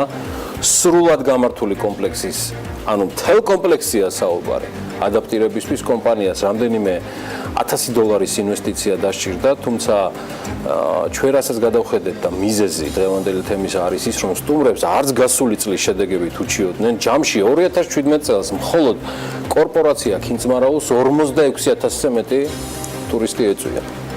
რას ცვლის და უპირველეს ყოვლისა რატომ ცვლის კომპანია პრაქტიკულად უკვე ზეგიდან ამ ასე ვთქვათ ინფრასტრუქტურას, ამაზე ვისაუბრებთ.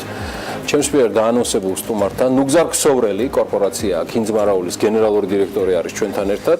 მე მას მივესალმები და წარმატებულ დღეს ვუსურვებ. გამარჯობა ბატონო. გამარჯობა, დიდი მადლობა მოწვევისთვის. ამ გადაგაწყვეტინა და გისმენთ პირდაპირ კი ბატონო. პირველ რიგში მინდა მოგესალმოთ, მინდა მადლობა გითხრათ მოწვევისთვის, მინდა გითხრათ რომ ძალიან კარგი ფორმატი გაქვთ, მე აქამდე არ მომეცას შესაძლებლობა რომ უბრალოდ ეს მეთქვა თქვენთვის. ბევრი რგემას მეკლათ. იმედია ჩვენ მზად ვართ, უბრალოდ მინდა გითხრათ რომ საქართველოს აუცილებელია და არაერთი ესეთი გადაცემა, ჩვენ ვისაუბრეთ იმაზე რომ აუცილებელია ბიზნეს ტელევიზიის არსებობაც, ალბათ ძალიან კარგი იქნებოდა, ძალიან შეუწყობდა ხელს ეს ზოგად განათლებას ქვეყანაშიც და იმ ერთეულებს ბიზნეს ერთეულებს. მალე მივა. ბატონო, ხო გისმენა ბოდიში.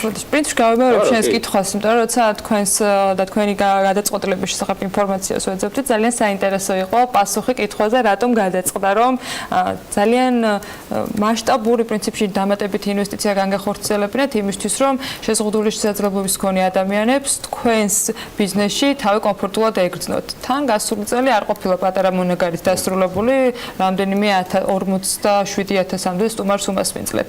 რატომ გადაწყვიტეთ და რა დაგჭირდეთ იმისთვის, რომ ეს გადაწყვეტა სისრულეში მოგეყვანათ?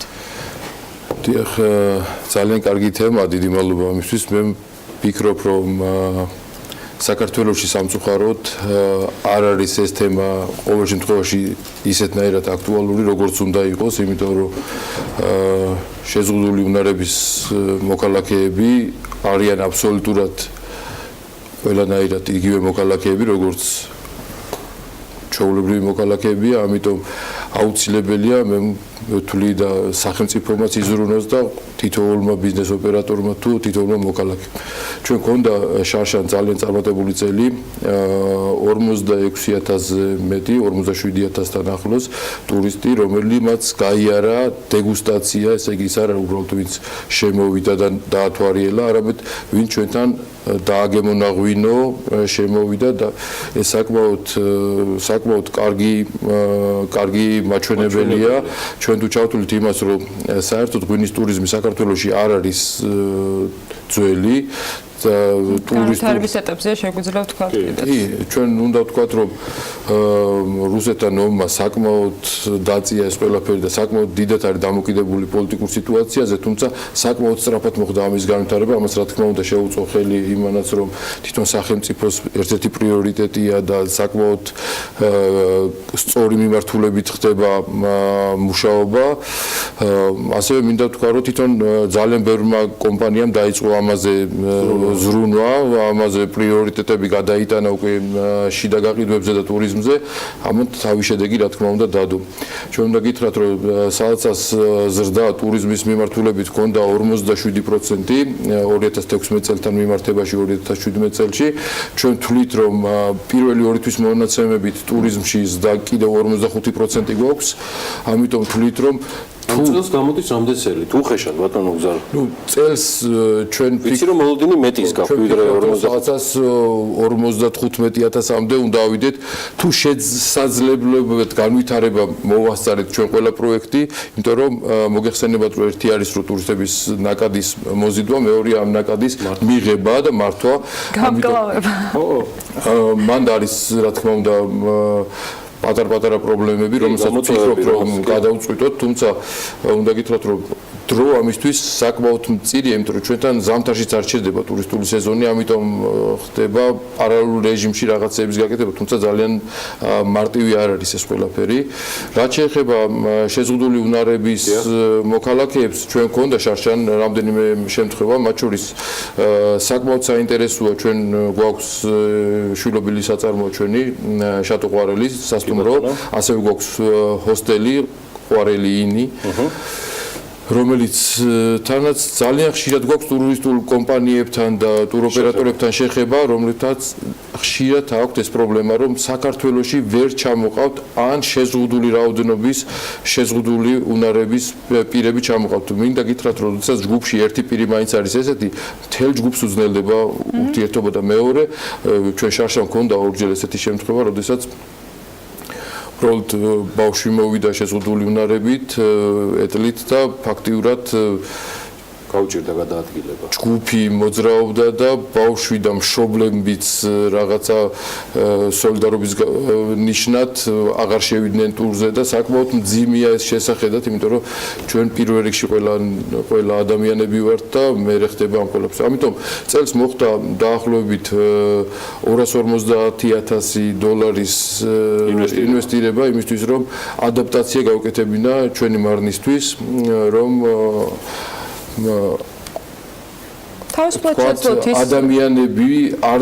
ადამიანების დაყოფა არ მოხდეს უბრალოდ რაღაცა ნიშან-თვისებებით, რაღაცა ფიზიკური მონაცემების გამო.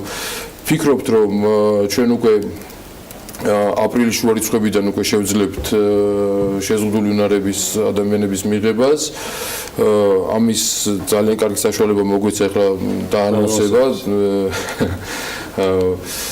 კარგი ეს ყველაფერი, თუმცა კიდევ ერთხელ ვიტყვი, რომ ეს სავარაუდოდ არ ვფიქრობთ, რომ ეს ძალიან მოუმატებს ჩვენ ტურისტულ რაოდენობას, მაგრამ ეს მოგცემს იმის საშუალებას, რომ ჩვენ თავთან და ჩვენ ტურისტებთან, ჩვენ პარტნიორებთანაც ვიყოთ მართლები. ბატონო გზა, კიდე მინდა კითხოთ კორპორაციას გეგმებთან დაკავშირებით 2018-ში რა გამოწვევები, რა გეგმები დაისახა სააქციო საზოგადოებამ და რას გეგმავთ კიდევ? ჩვენ მინდა გითხრათ, რომ უბრალოდ ზოგადად რომ კორპორაცია კიძმარაულზე, პატარა მონახაზივით გავაკეთებ, თუ შეიძლება, ჩვენ ორი შვილობილი ღვინის კომპანია გვყავს, ეს არის კონჭოდა კომპანია და კახეთი კომპანია. ამასთან ჩვენ გვაქვს ჰიდროელექტროსადგური, მეგავატნახევრიანი ჰიდროელექტროსადგური ჩალაჰესი. გვაქვს რესტორანი ღვინის ეზო. თვითონ კორპორაციაში შიგნითვე ოპერირებს და სასტუმრო შატყვარელი. ამასთან ერთად გვაქვს ჰოსტელი ყვარელინი. ჩვენ წელს გვინდა რომ დავამატოთ წელს ახლა ალბათ ერთ თვეში დაემატება სანაყინე ძირითადად ტურისტულ ინფრასტრუქტურას მიებმევა და გვინდა გავაკეთოთ პატარა მაღაზია ქართული დესერტისთვის, ქართული ტკბილეულისთვის. იცით რომ საკმაოდ პრობლემატურია, ძალიან ძნელია. სუვენირებით ცალკე იქნება, მაგრამ იქნება ქართული ტკბილეული ლამაზი შეფუთვით, რომელიც ეს სხვათა შორის ბადაგბა დაიწყო საკმაოდ საინტერესო თემა, იმიტომ რომ ხშირად ხდება ესეთი რაღაცა, რომ რესტორნებშიც არ გვაქვს ქართული დესერტი. საჭმელების მრავალფეროვნება თითქოს არის, მეორეა რომ ადაპტაცია რამდენად ხდება ევროპულ ან მსოფლიოს მიღებულ კერძებთან, ამაზე ძალიან ბევრი სამუშაო გვაქვს. მე ვთვლი რომ ამაშიც ალბათ სამწუხაროდ, ეხლა წამოვიდნენ ახალი თავის შეფები, მზარეულები, თუმცა ვთვლი რომ საკმაოდ წილი რაოდენობაა და განსაკუთრებით რეგიონებში ამაზე ძალიან ბევრია სამუშაო. რეგიონების ინფრასტრუქტურა ვითარდება, უნდა ვთქვათ, მაგრამ ჩვენ რა თქმა უნდა ვისურვებდით უფრო მეც. ახლა მე მინდა ვთქვა, რომ ძალიან ბევრს მუშაობს კახეთის გუბერნია, მინდა ძალიან დიდი მადლობა უთხრა ბატონ ირაკლის, მე ვთვლი, რომ ერთ-ერთი საუკეთესო გუბერნატორი ყავს თუ ოდესმე ყოფილა, იმიტომ რომ საკმაოდ კრეატიული და კარგი ადამიანიც არის და კარგი მოაზროვნეც არის, მენეჯერიც არის, თუმცა ერთი რაღაცა არის, რომ გუბერნატორის ფუნქციები და უფლებები საკმაოდ შეზღუდული. ეგ უდაოდ არის, ჩვენზე არ არის, თუმცა უნდა ითქვას, რომ შეიქმნა ბორდი, რომელთანაც თათბირობს, როგორ განვითარდეს, რანაირად განვითარდეს, ვთვლი, რომ ეს ძალიან კარგია. ასევე რეგიონის ხელმძღვანელობა საკმაოდ ახალგაზრდა და მოქნილი ხელმძღვანელობა მოვიდა საკომუნიკაციოთაც და აზროვნებითაც. ძალიან ძნელია, როდესაც ჩამოყალიბებული აზრი აქვს იმის გარღვევა და ადამიანი, რომელიც აზროვნებს შემხედრად, განვითარების შემხედრად და არა იმის საწინააღმდეგოდ, მაგალითად მოგეხსენებათ ალბათ 90-იან წლებში ალბათ მათ ბატონი გიორგი იმ დროიდან მოდიოდა, თვლიდნენ რომ ტურიზმის სფეროში მომსახურე სფერო არის ალბათ ვიღაცეებისთვის, არა ქართველებისთვის, იმიტომ რომ რაღაცა იცლებოდა რომ დამამცირებლად ეს მენტალიტეტი სამწუხაროდ კიდე დარჩა. თუმცა თელ მსოფლიოში ესია რომ ტურიზმის და მომსახურების სფეროში ყველაზე უფრო განათლებული ხალხი ყავდება, იმიტომ რომ ეს არის ურთიერთობა ადამიანებთან, ამ ადამიანმა უნდა იცოდეს საკმაოდ ფართე თვალსაჩინო უნდა ქონდეს, საკმაოდ კარგი განათლება უნდა ქონდეს, ენებს რო თავი დავანებოთ ამის გარდა. ამიტომ აქ საკმაოდ ბევრი რაღაცა იცვლება, მაგრამ იმისიც უნდა ვაღიაროთ, რომ საკმაოდ ახალგაზრდა სახელმწიფო ვართ და ბევრი რაღაცა დრო გვეჩქარება და აქაც ისე ვერ გაგიშვებთ, ჩემი ბოლო კითხვა ბატონო გზარ იქნება თვითონ ღვინის ინდუსტრიასთან მიმართებაში. თითქოს მოუმატეთ საუბარს, მოუმატეთ დებატებს. შედეგები სახეზეა სასურველია, მაგრამ მეტად რო დივერსიფიცირდეს ბაზრები. რა არის ის ძირითადი გამოწვევები, რაც მაინც ქართული ღვინის ინდუსტრიის წინაშე დგას თქვენ როგორც ერთ-ერთი ძირძველი ქართული ღვინის კომპანიის წარმომადგენელი? კი, მე გეტყვით, რომ ჩვენი კომპანია მართლა ერთ-ერთი პირველია, ჩვენ ერთ-ერთი პირველი სააქციო საზოგადოება ვართ საქართველოში, არა მარტო ღვინის კომპანიებში და ერთ-ერთი პირველი ღვინის კომპანია ვართ დღეს არსებული ან მომუშავე ღვინის კომპანიებთან მიმართებაში. რაჭაში არის რამდენიმე ძველი კომპანია, რომელიც სამწუხაროდ თუ როგორც არის ისეთ დონეზე არ არიან წარმოჩინებული და იმედია რომ ამის ყველაფრის შეძლებენ ამას ყველაფერს. ჩვენ კომპანიას მაგალითად 19 ქვეყანაში გააქვს პროდუქცია, ჩვენ საკმაოდ დივერსიფიცირებული გვაქვს ბაზრები. არც ერთი ეხლა როდესაც კომპანიაზე გესაუბრებით, ჩვენ მეგესაუბრებით ჯამურად, ორივე შვილობილ კომპანიაზე და კინძმელ კორპორაცია კინძმელზე 2 მილიონი ბოთლი ვაწარმოებთ. 19 ქვეყანაში და არც ერთი ქვეყანა არ არის, რომელსაც 20%-ზე მეტი უკავია ჩვენს პაკეტში. ეს საკმაოდ კარგი მონაცემია ერთის მხრივ, მეორეს მხრივ, თქვათ საქართველოში, როდესაც გაიყიდა 70 მილიონი ბოთლი შარშან, დაახლოებით ვიძახი 60% ცოტა მეტი რუსეთის ბაზარს უჭირავს, ჩვენ პაკეტში რუსეთს უჭირავს 10%-ზე ქვემოთ. ეს რა თქმა უნდა არც კარგია და არც ცუდია, უბრალოდ ის არის რომ დივერსიფიცირება აუცილებელია სტაბილურობისთვის და ყველა ერთ-ერთი ხელშემწყობი მინდა გითხრათ, დღეს საკმაოდ კარგი მონაცემები აქვს ქართულ მეღვინეობას, იმიტომ რომ დღეს მინდა გითხრათ, რომ სოფლის მეურნეობისა და გარემოს დაცვის სამინისტროს ხელმძღვანელობა ბატონი ლევანი, ღვინის ეროვნული სააგენტოს ხელმძღვანელი ბატონი გიორგი, ეს არიან ადამიანები, რომლებიც მე ვიტყვი რომ ამ სფეროში ერთ-ერთი ყველაზე უფრო მცოდნე და განათლებული ხალხია, ეს საკმაოდ გვიწყობს ხელს, თუმცა კიდევ ერთხელ მინდა ვთქვა, რომ სახელმწიფო პოლიტიკა აქამდე რატო ხდებოდა სხვანაირად, რომ ხშირად ცვალებადობა აი ამ კადრების იწვევს გრევას, მაგალითად ჩვენი სტრატეგიას ვავითარებთ 2000 თუ არ ვცდები 5 წლიდან, რამდენიმე სტრატეგია დაიდო, განვითარების სტრატეგია, რომელიც ყოველი ახალი სააგენტოს ხელმძღვანელი და ყოველი ახალი მინისტრთან ერთად მარტო გადახედვა კი არ ხდებოდა, ახლიდან იწერებოდა და ეს საკმაოდ აგვიანებს ამ პროცესს. დღეს დაწყებულია ესეთ მნიშვნელოვანი პროექტები, როგორც არის კადასტრი, ვენახების კადასტრი, რომლის გარეშეც მეღვინეობა ფიზიკურად წარმოუდგენელია და ღვინის ეროვნული სააგენტოს მუშაობა თითქმის შეუძლებელია კადასტრი რამდენიმე რეგიონში გაკეთდა, მაგრამ აუცილებელია რომ ბოლომდე მივიდეს, იმიტომ რომ კადასტრი დაიწყო 2006 წელს და მე შეჩერდა რაღაცა პერიოდით, ხო? ამიტომ იმედი გვაქვს, რომ გვექნება შესაძლებლობა, ჩვენ ინიციატივაც ჰქონდა და ახალი სტრატეგიაც არის, რომ შეეცვალა ფორმატი ღვინის ეროვნულ სააგენტოს და მოხდეს რაღაცა მსგავსი როგორც მაგალითად როგორც პალატის ტიპის ან ფონდის ტიპის, სადაც მეწარმეებიც მიიღებენ მათ შორის მევენახეების და მეღვინეების მონაწილეობას, ეს მოგცემს ჩვენ სტაბილურობის მედგარანტიას, მაგალითად აღარ მოხდება ერთი ადამიანის მიერ შერჩევით დანიშნულების პოლიტიკა იქნება სტაბილური, მოხსნა ვთქვათ სხვადასხვა ნიშნებით, თუნდაც პოლიტიკური. თუნდაც, ხო? თუმცა უნდა ითქვას, რომ დღევანდელ შემთხვევაში ძალიან ბევრი ინიციატივაა თქვენ ალბათ მოგეხსენებათ, ახლა მე აღარ გავმეორდები, რაც მთავრობამ გაახმიანა, რაც ეხმარება დარგსაც და მარტო მეღვინეობას არა, მაგრამ მეღვინეობასაც, მათ შორის და ტურიზმსაც, რაც საკმაოდ კარგ პირობებში გვაყენებს, ესე ვთქვათ. მადლობა ბატონო გზა, ძალიან დიდი მადლობა და იმედია რომ ეს თქვენი პრემიერა, ასე ვთქვათ, საქმიან დილაში და მადლობა ყველა კეთილი სურვილისთვის, გაგრძელდება მომავალში ხშირი სტუმრობით.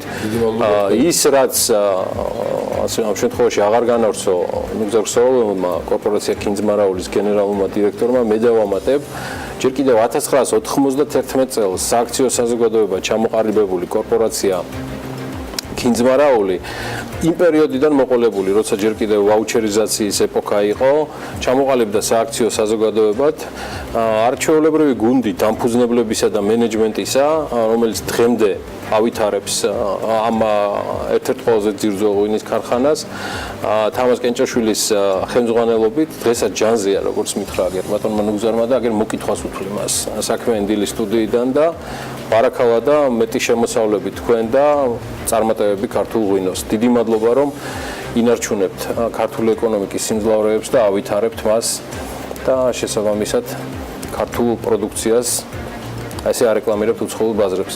მადლობა, ჩვენ მოკლე რეკლამაზე გავალთ და ღვინის თემას არ ვასრულებთ. ძალიან საინტერესო სტუმრები გვყავს სულ რამდენიმე წუთში.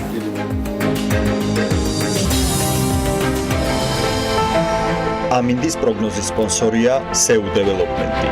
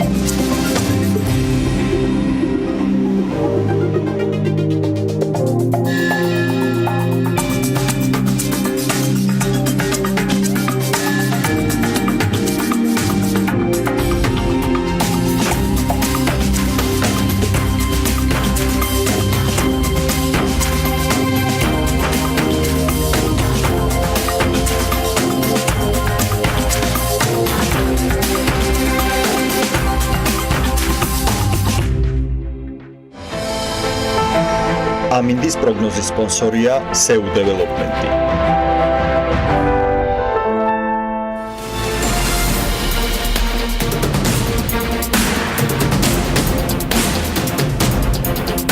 წელს რუსეთის მხრიდან პოლიტიკური ემბარგოს შემდეგ ქართული ღვინის ხარისხზე ზრუნვა და ბაზრების ძიება ეტაპობრივად დაიწყო. წლები დაასჭირდა იმას, რომ ქართული ღვინის ბრენდებს შედარებით მასიურად ხარისხი გაეუმჯობესებინა და სხვადასხვა ქვეყნების დაღლებზე მაღალი საფასო სეგმენტისათვის ადგილის დამკვიდრების პრეტენზიის უფლება მოეპოვებინათ. 2017-ში საქართველოდან ბოლოს თითქმის 30 წლის მანძილზე რეკორდული რაოდენობის ღვინოა ექსპორტირებული. ღვინის ეროვნული სააგენტოს ინფორმაციით, გასულ წელს ქვეყნიდან მსოფლიოს 53 სხვა ქვეყანაში ექსპორტზე 76 მილიონ 700 ბოთლი ღვინო გავიდა, რაც 54%-ით მეტია 2016 წლის მაჩვენებელზე.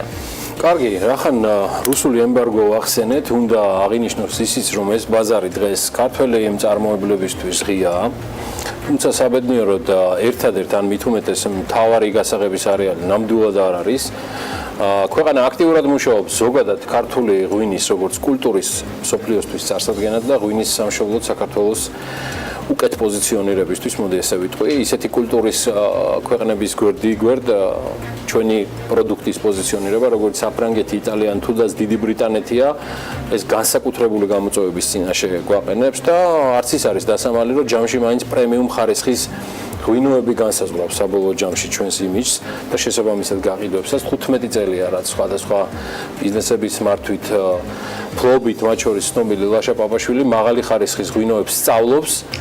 დღეს ის ჩვენი სტუმარია და მასთან ერთად ასევე მასპინძლობთ გიორგი აფხაზავას, რომელიც გამოცდილებას მეღვინეობაში ნამდვილად ბევრ შეშურდებოდა. დღეს ის მეგობრობის მარნის დამფუძნებელია. მე კი ჩვენს მაყურებელს კიდევ ერთხელ შევახსენე, უკაცრავად გენერალური დირექტორი მაპატიე გიორგი და შეგახსენებთ კიდევ ერთხელ ლაშა პაპაშვილის კომპანიას, ის არის მარლის მარნის დამფუძნებელი. დიდი მადლობა მობრძანებისთვის. მოგესალმებით. დილა მშვიდობის.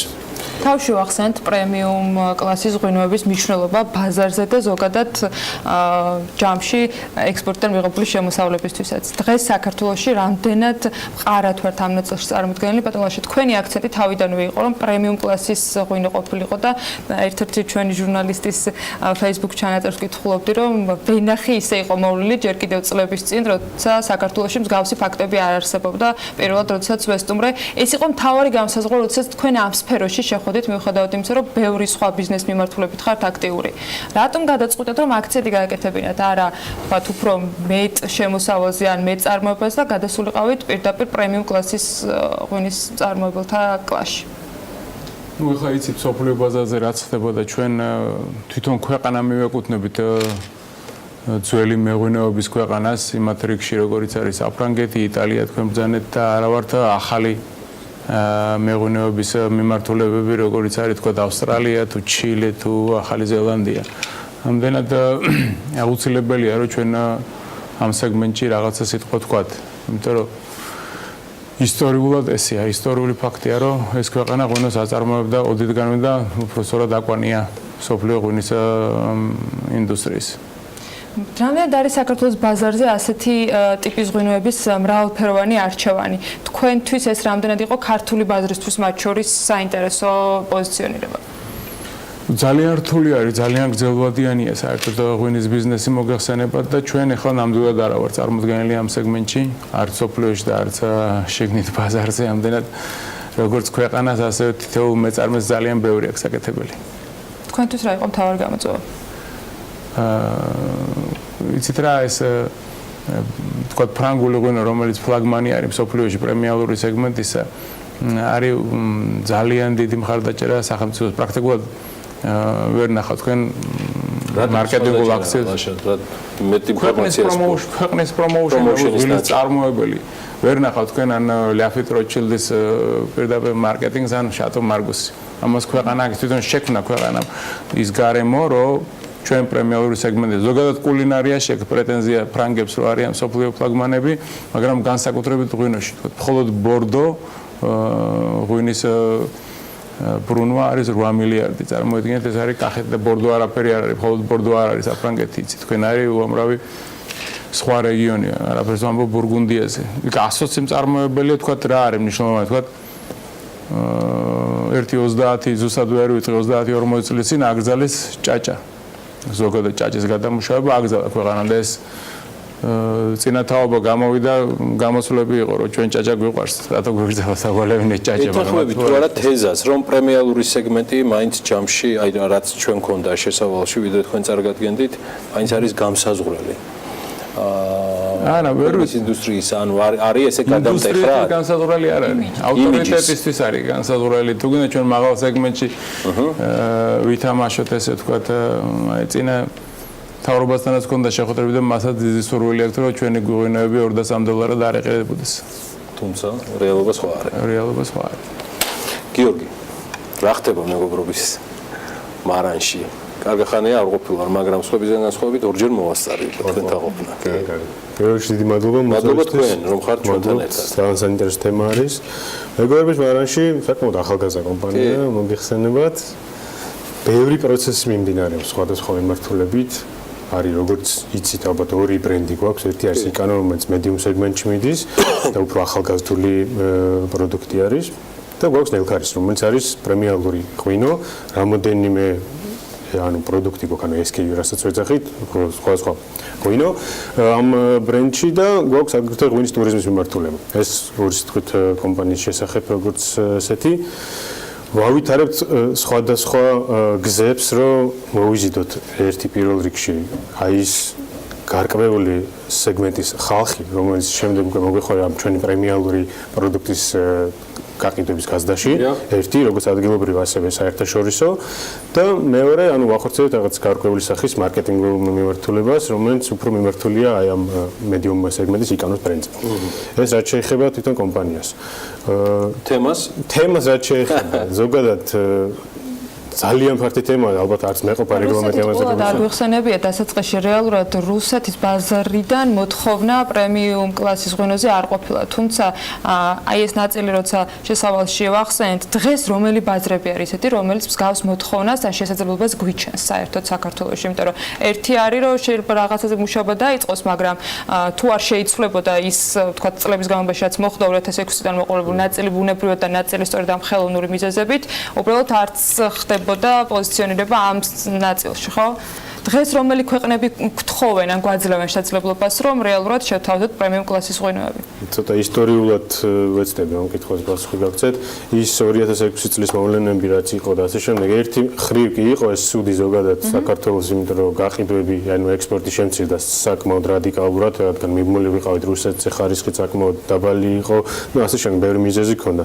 მაგრამ ამან მიცა ქართულ მეღვინეობის სექტორს იმის საშუალება და ანუ ერთგვარი ბიძგი რომ ეზრუნა ხარისხის ამაღლებაზე ერთი საექსპორტო ბაზრების დივერსიფიცირებაზე და რა იმიტომ რომ იმ ბაზრებზე სადაც ქართული ღვინო გადავიდა რუსეთის ბაზრის დაკეტვის შემდეგ იმხელა კონკურენცია დახვდა იქ რომ ხარის თუ არ შეინარჩუნებთ იმ დონეზე როგორც იყვნენ კონკურენტები ძალიან გაგიჭირდებოდა წლიდან წლამდე ანუ მე საკმაოდ სხვადასხვა ტიპის სხვადასხვა ორგანიზაციაში მივუშავე ბოლო 10 წელი არის ანუ ღვინის სექტორში მაქვს საუბარი და ყველგან ერთნაირი ხედვა იყო რომ უნდა გავაუმჯობესოთ ხარისხი მივიდეთ რაღაც დონემდე და შემდეგ შევძლებთ მხოლოდ რომ განვავითაროთ გაყიდვები ექსპორტის რიცხვები და კონკურენცია გავუწიოთ სხვა ქვეყნებს როგორც არის სიტუაცია არ ვიცი იტალია იქნება საფრანგეთი ჩილე თუ ასე შემდეგ რა ეს იყო ისტორიული ან დასაწყისი ისტორიული ღვინის ისტორიის მქონე ქვეყნები არის ჩვენთვის უფრო მეტად პრემიუმ კლასის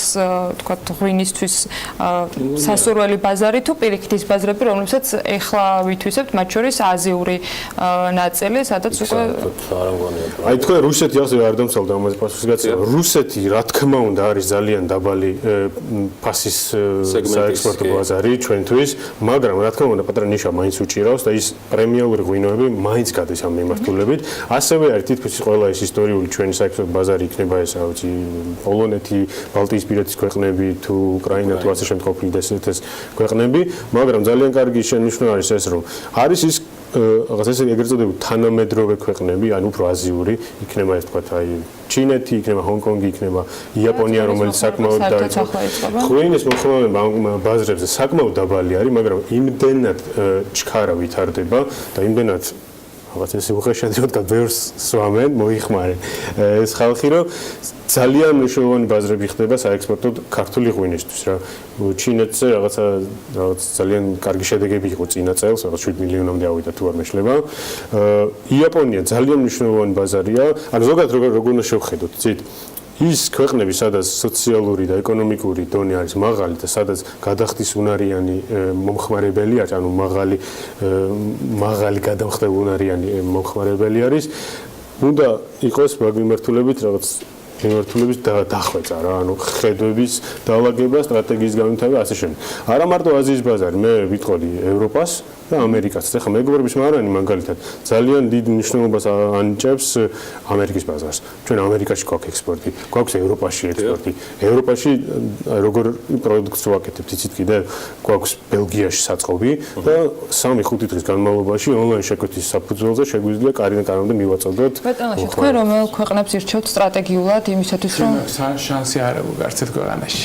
მე ცოტა პესიმისტურად ვიყავ, მანამ ქვეყანაში რეგულირება არ არის, ადგილ წარმოშობის არ არის, არანაირი რეგულირება ღვინის წარმოების, არანაირი შანსი არ აქვს პრემიუმ სეგმენტზე, რომელიმე ქვეყანაზე ვიფიქრე და მსოფლიოს ვერც ერთ წამყვან რესტორანში ვერ ნახავ თქვენ ღვინის მენიუში ქართულს, იმიტომ რომ იციან რომ ქვეყანაში არ არის რეგულირება მისი. ეს განსაზღვრელი არის, რომ ჩვენ იქ მოვხდეთ. ქვეყანა აკეთებს პრომოუშენს ამისას და ის ხარჯავს მარკეტინგს, ის უკეთებს თავის არა მარტო მთელ აგროსექტორს, როგორ ახარ რას შვები. მაშა არასაკმარისი მარკეტინგი და coverage უცხოეთში. მარკეტინგი პირველ რიგში რეგულირება. ჭაჭა როგორ აკრძალა ფრანგმა 30 წლის წინ ბორდოში. იქ გამოვიდნენ ადგილობრივები, გლეხობა, ფერმერები, რომ ჩვენ ჭაჭა გვიყვარს მოიდა და იმათ აჩვენა ჩვენთან არ შეიძლება ჭაჭის კეთება, იმიტომ რომ ჩვენ მაღალი სეგმენტი ვართ.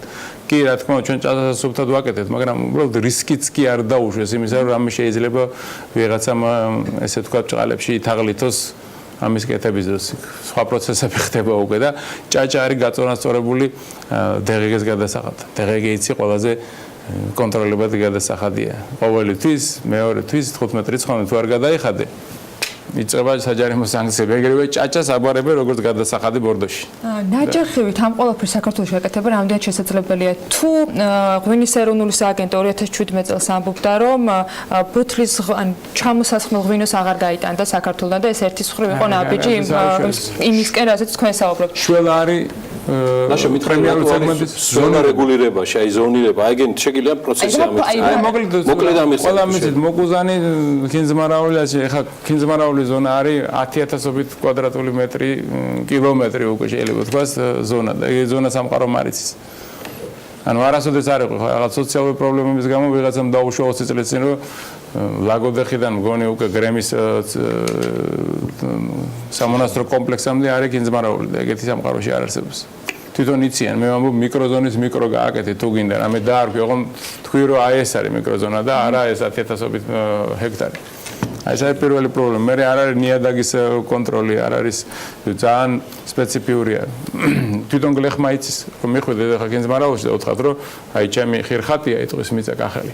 და აი კიდევ ბუში ხირხატი, ანუ უფრო რბილი და ავსერბილი.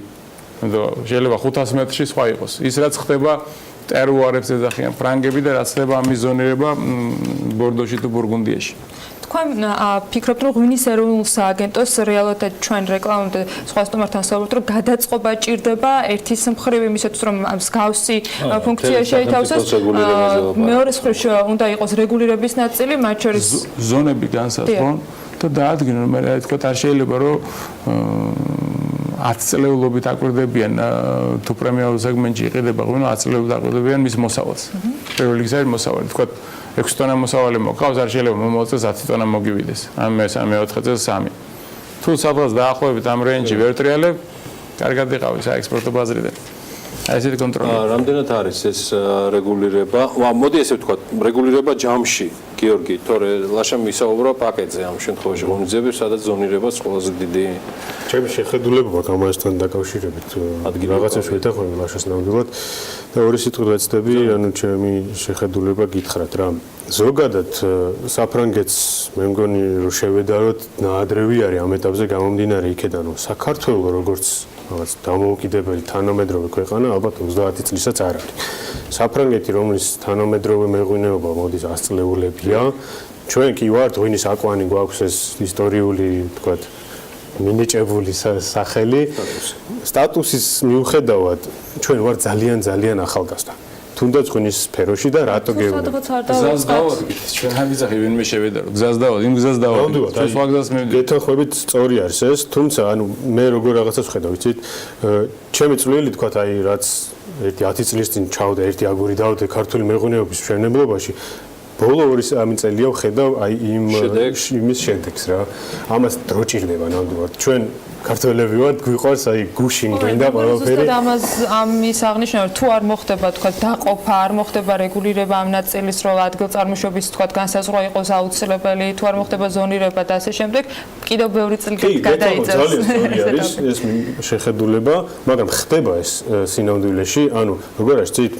დღეისათვის საქართველოში არის 18 ადგილწარმოშობა დარეგისტრირებული მათ შორის ცოტა შერეული არის რეგიონიც არის შიგნით ჩასული მაგრამ კახეთი არის ადგილწარმოშობა დარეგისტრირებული.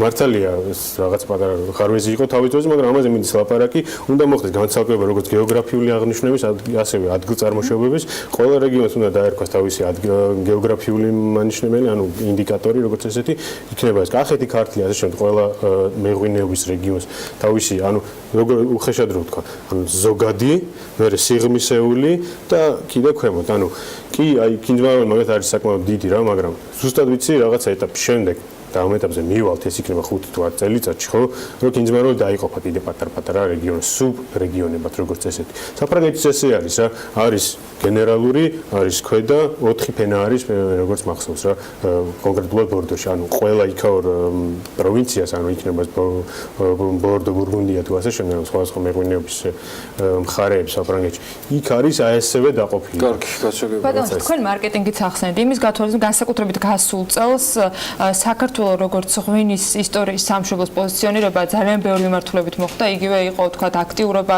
ამერიკულ ჟურნალებში თქვა მეცნიერულ ეს არასაკმარისია თქვენ ფიქრობთ თუ აი ის რაც ახსენეთ ვიღებით ამას აღიარებენ მაგრამ რო ვართ არამე არ აღიარებს უკვე სამწუხაროდ რომ ვიყავით კი ბატონო მozღვებული მეცნიერულად დადასტურებულია რომ ღვინის წიწები ჩვენთან აღმოჩნდა 6000 წლის აი ქრისტეშობამდე ასაკი ამ ღვინის წიწებს და ამდენად ვართ აკვანი მაგრამ ეს არ ნიშნავს რომ დღეს რამე ვართ ლეგენდას ყვება არა ბევრი შრომა უნდა რა მოგეუბნებთ რეგულირება მაგალითად იგივე ბორდოს უბრუნდები რა ძალიან ფლაგმანია და ამდენად ერთ წელ ვენახს ვერ დარგავ და კოტირებულია არ არსებობს უკვე ვინმე მოგინდეთ თქვენ ჩახვიდეთ იყიდოთ მიწა და მინდა ჩემი ეზოა კაც ვენახი გავაშენო და ვერ გააშენე თქვენ საკითხი განხილულ გექნებათ მათ შორის ხელისუფლების წარმომადგენლებთან რა რისკებს ხედავენ მაშინ ეს რა რისკები არსებობს იმ ფერმერებისათვის იმ მევენახეებისათვის რომლებიც კახეთში თქვათ იგივე საოჯახო ღვინოს აკეთებენ ეს არის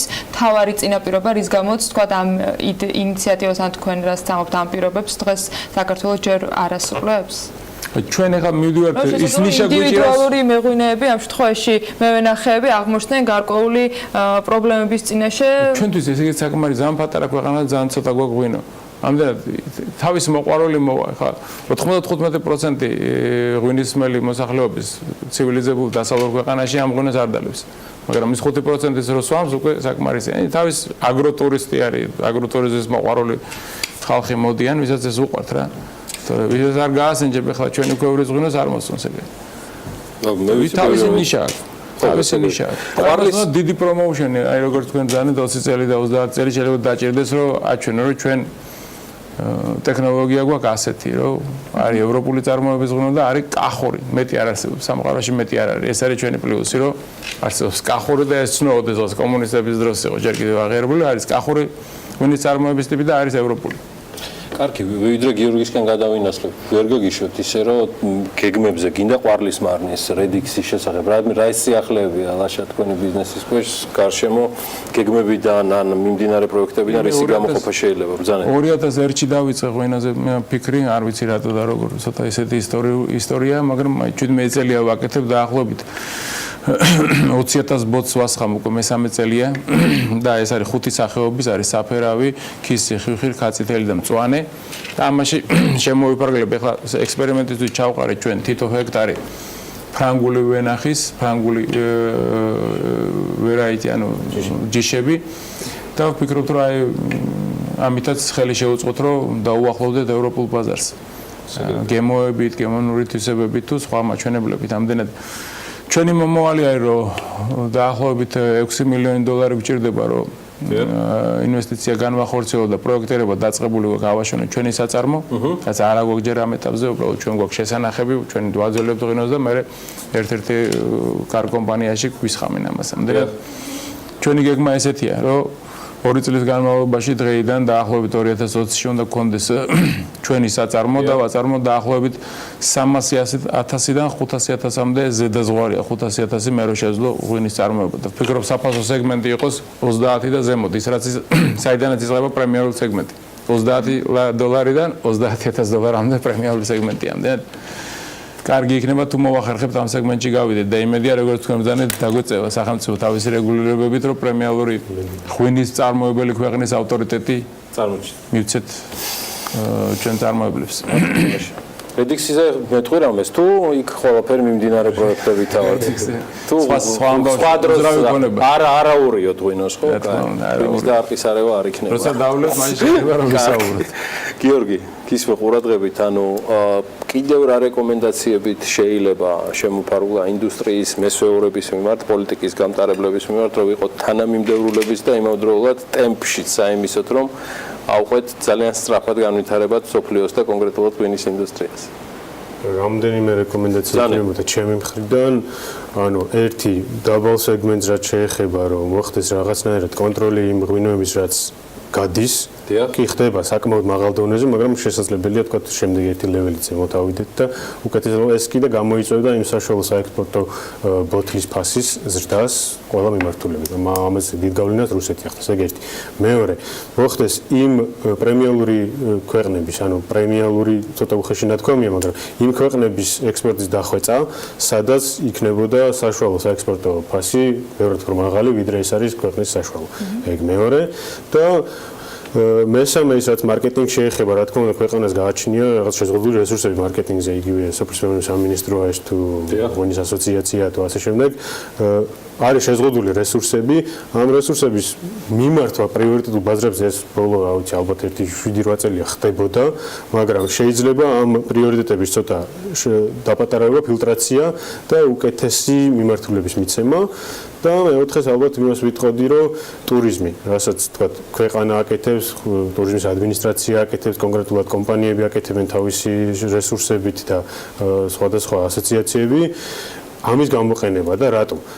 ძალიან განვითარებულია ტურიზმზე მოთხოვნა საქართველოში, აი თუ 1-5 წლის თანხის გადახლა იყო საჭირო, რომ ვიღაც უცხოელი ექსპერტი, ბლოგერი თუ მსგავსი ადამიანი, ანუ გავლენიანი ჩამოსულიყო და დაეწერა, დღეს ანალოგიურად ხდება უფასო. თვითონ ჩამოდიან, თვითონ რჩებიან, თვითონ დადიან, ასე შემდეგ და ეს უკვე კარგი ნაბიჯი არის, რა და ეს უნდა გამოვიყენოთ იმისთვის, რომ აი სათანადო პროდუქტი ვაჩვენოთ მას.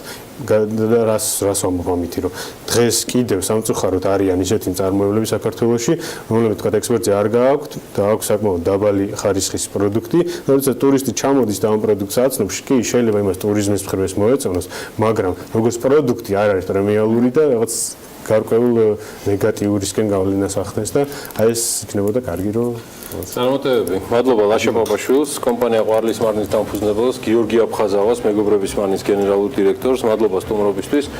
ჩვენ ვინაცვლებთ ახლა უკვე ქალების ნარატივისკენ, გვანცალაღიძე შემოგვიერთდება სულ რამდენიმე წუთში, BMG აგრძელებს თავის ეთერს TV პირველზე და სულ მალე მე უკვე ალბათ 3 საათზე წარმოგეწევათ მიმდინარე ამბები, საქმის კურსში ჩაგაღენებთ ბექა ბაციკაძე და დავით ჯალაღონია ბიზნესში და ეკონომიკაში მიმდინარე ამბებისა. ხვალ დილის 8 საათისთვის 8:05 დააკლდება, კვლავ ვიწყებთ დილას საქმიანად. ხვალამდე.